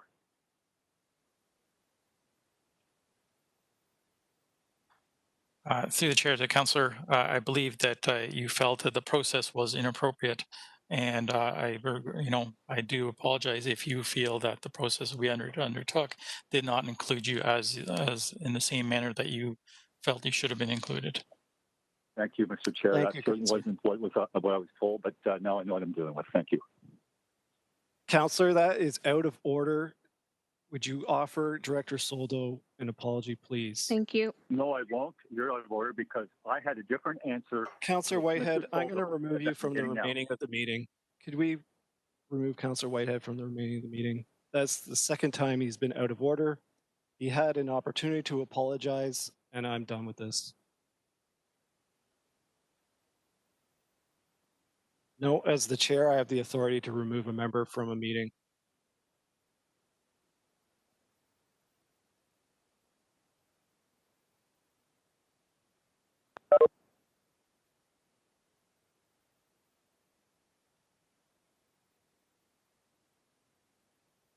I'm sorry.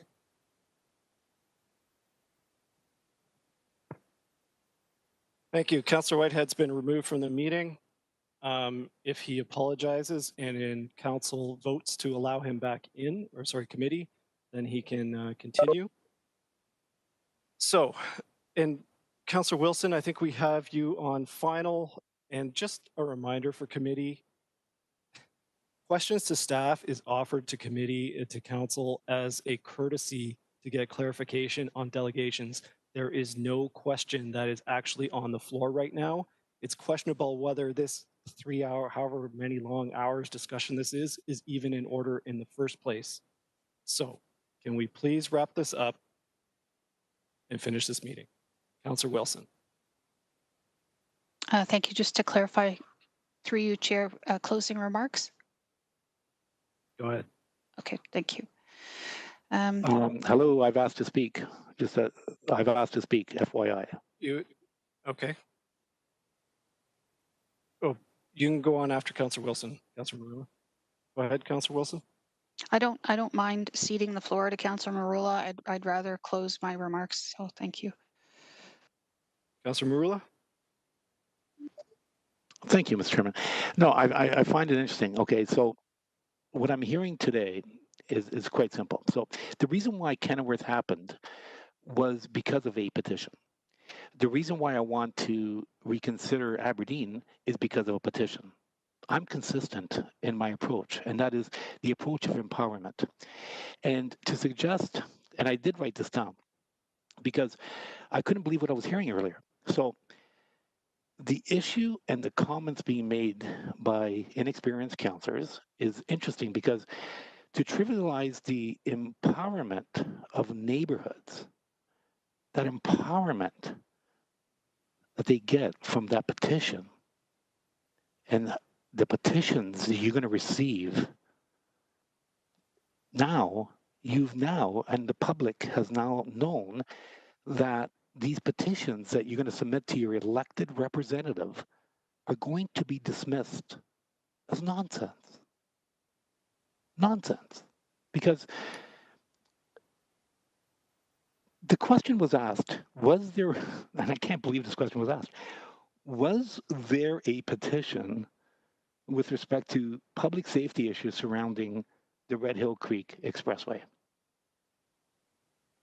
Like, how many people live within 10 feet of the expressway? So talk about false equivalencies. So in essence, what we have here is we have this delusional perception that a highway has the same impact from a petition from neighboring residents about day-to-day activity regarding pedestrian traffic or cycling traffic or truck traffic or car traffic. But yet, we're again another false equivalency. So we have a petition here that clearly illustrates all of those issues from a neighborhood perspective, not from a citywide global transportation vehicular perspective, but a neighborhood perspective. So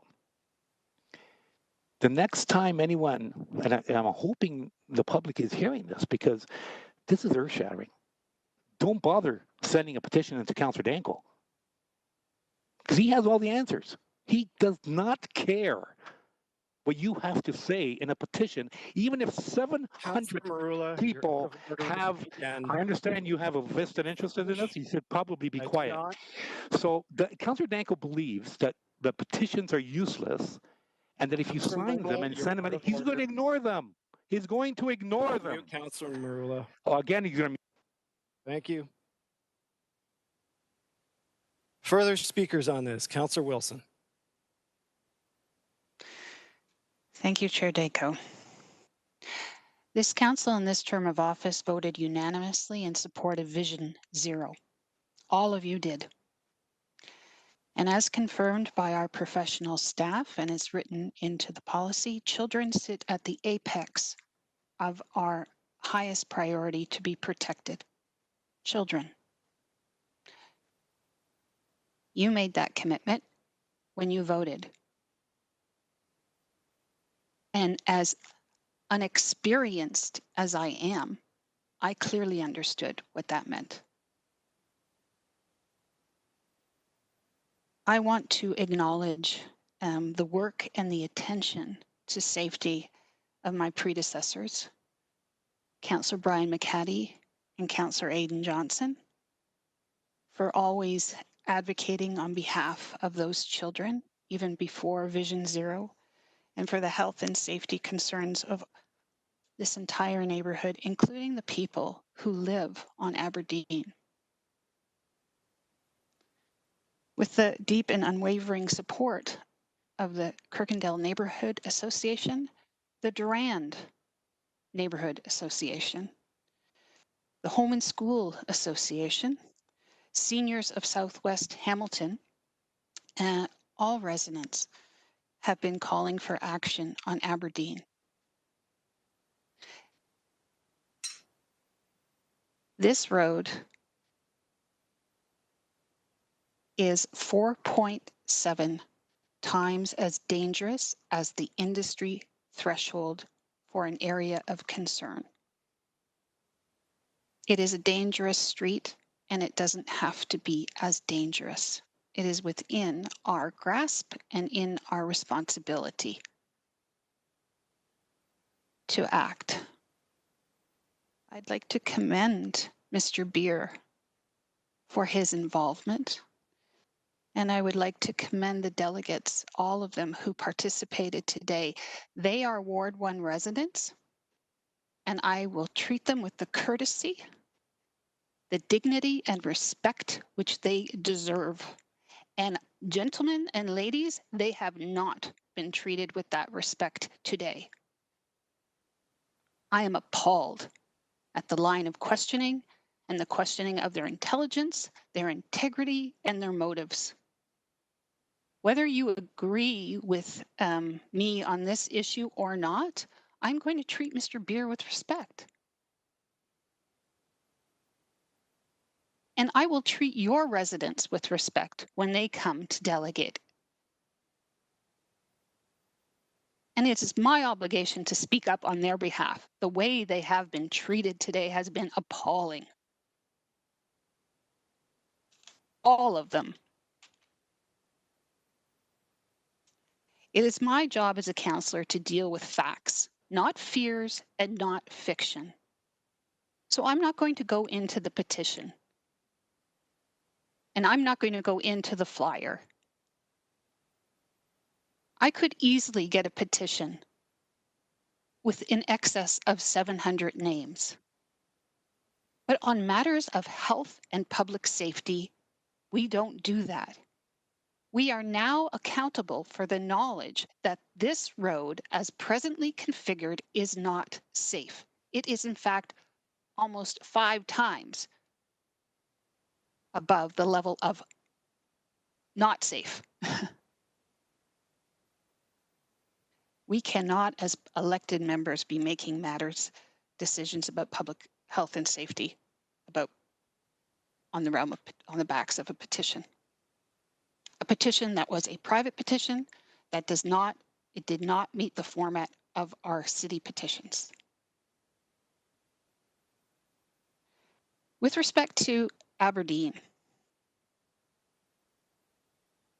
the members of the Durand neighborhood, this is a continuation of the hard work of our neighbors, where there were 2 lanes, one-way streets going into the Durand neighborhood to a key corridor to downtown. The Durand Neighborhood Association and those neighbors valiantly champion change, and they have been successful at that, and I commend them. Janice Brown, now Chris Redmond, they all support these changes on Aberdeen because they are good neighbors.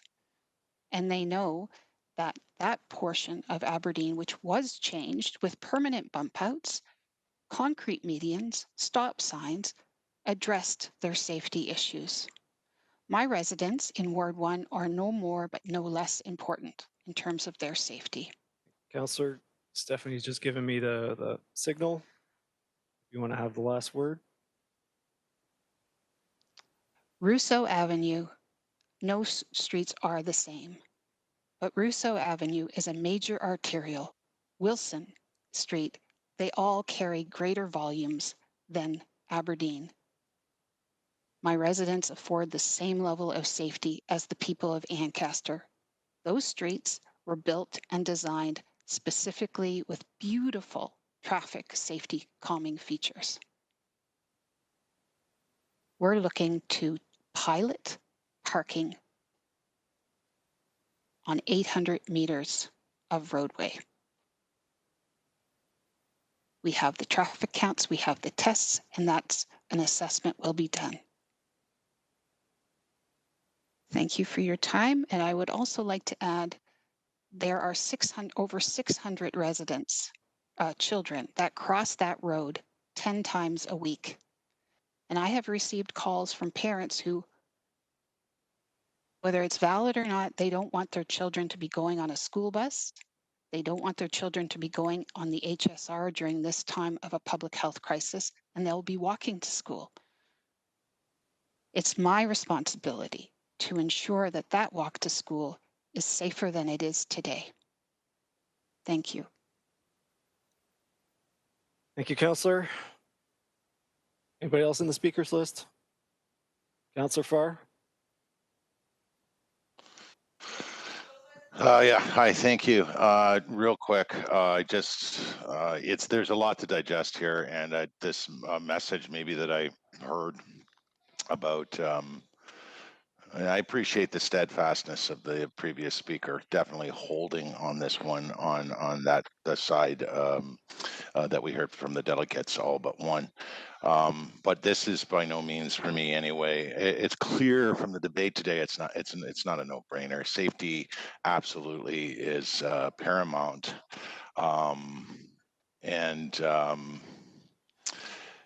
If you feel that expert advice supersedes the 700 name petition, I get that. I totally get that argument.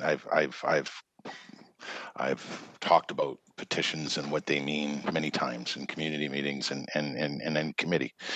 But it is a difficult issue. There are 2 sides, and on this particular issue, in the final hour, that other side has emerged like no one has ever seen. Like Ed Soldo said, he's never seen a 700 name petition. Mr. Chair, you've muted one councillor twice and ejected another. This is a contentious issue. There are two sides. This is boiling up and over, I think possibly at this point, beyond the Herkimer Charlton debates of yesteryear. So to me, it's really, it's an internal thing at this point. And just the debate today is proof that, there's very passionate considerations on either side. So thanks. Thank you for the wisdom you're sharing, Councillor Farr. Okay. Good. Okay, we'll move on to motions. Thank you, everybody. We still have quorum. Where am I in my roadmap here? Did we receive? Yeah, we received the delegates. So, oh, sorry, Councillor Vanderbeek. Thank you, Mr. Chair. So that was going to be my question. Have we received the delegations? I believe we have. Yes. Yeah. Okay. Thank you. Okay. So on to item 10. 10.1 is complete streets report for Ward 14. That was Councillor Whitehead. Can we refer this to a future meeting, or does somebody want to put it on the floor today? Councillor Jackson? Sure. Am I on, Mr. Chairman? You are, sir. Okay. I would expect, Mr. Chairman, that Councillor Whitehead would like to put this forward if you would allow me in his place. Certainly. Okay, thank you. If I can get a seconder, very similar to what I believe you did, Mr. Chairman, at the previous Public Works meeting, moved by myself and seconded I'll by... second that myself. Okay, thank you, Chairman Danko. And I'll read it out for Councillor Whitehead, especially for his constituents in Ward 14, a complete streets report. Whereas Vision Zero and Complete Streets principles are used in the City of Hamilton to provide a safer environment for all road users, whereas the Ward 14 office has requested a review of designated neighborhoods with a focus on traffic calming initiatives at problem locations, and to provide a guideline for safety enhancements given the road width classification surrounding land use, proximity to school playgrounds, access roads from arterials, on-street parking, and other considerations. And where staff do not have the internal resources to provide the comprehensive report of all designated neighborhoods in his Ward 14, therefore be resolved A, that staff would be authorized directed to retain a consultant to undertake a review of designated Ward 14 neighborhoods with the intent of providing a complete streets report, identifying areas of concerns and recommendations to provide a safer environment for all road users based on Vision Zero and complete street principles, to be funded from Councillor Whitehead's area rated reserve fund to an upset limit of $149,999 as per the purchasing policy.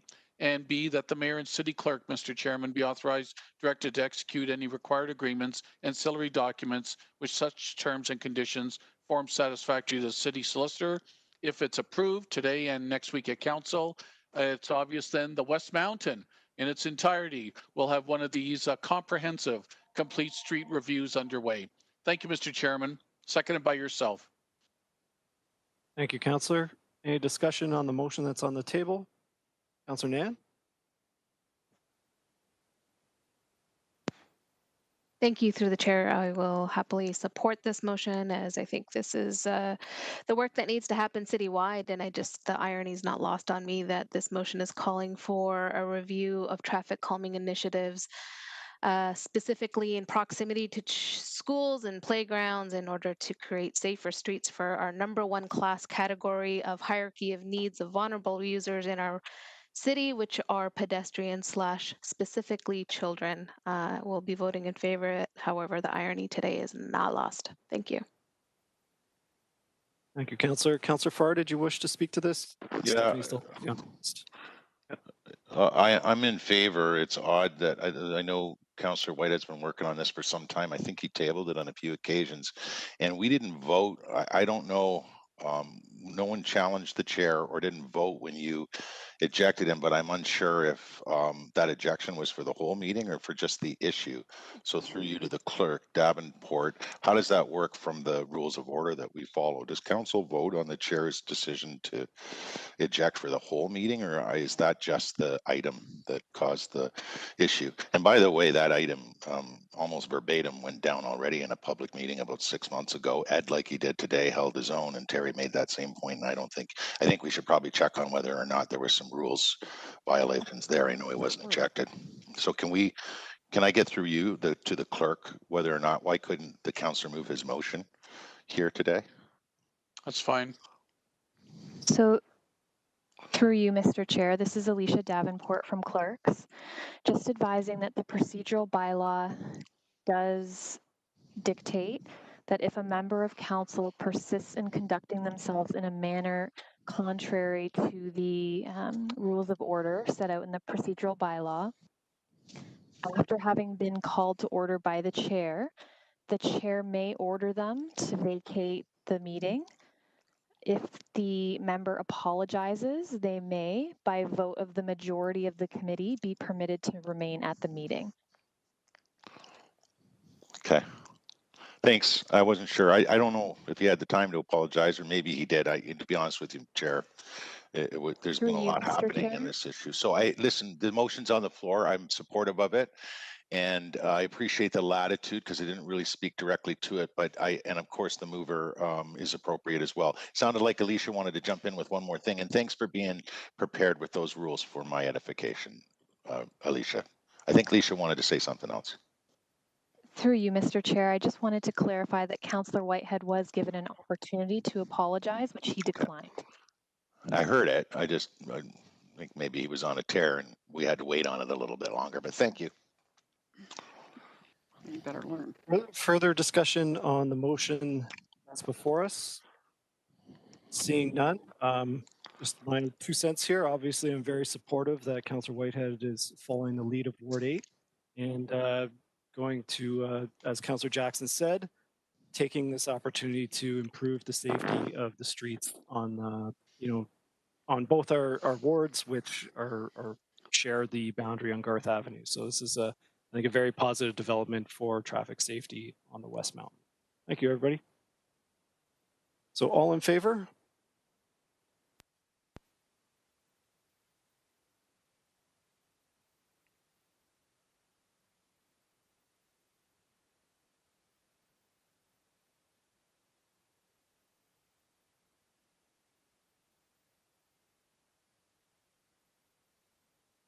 Thank you. That's carried unanimously. 10.2 is the traffic island beautification at Upper Gage Avenue and the Lincoln Parkway. Councillor Jackson. Thanks, Mr. Chairman. On a much more gentler and prettier note, moved by myself, seconded by Ward 10 Councillor Maria Pearson, a traffic island beautification at Upper Gage Avenue and the Lincoln Alexander Parkway. Whereas there is interest from Ward 6 residents constantly to convert 2 traffic islands to allow for the installation of irrigation and annual plant materials to beautify the roadway, whereas floral beautification of traffic islands and medians is appreciated by residents and visitors to the city of Hamilton, whereas floral beautification increases the public profile of our wonderful city, and whereas there's currently, unfortunately, no funding for the proposed enhancement, therefore be resolved A, that staff be authorized directed to convert 2 existing traffic islands to floral traffic islands for beautification at Upper Gage Avenue and the Link at a cost of $86,000 to be funded from my Ward 6 capital discretionary account. B, Mr. Chairman, that the $10,397 for annual planting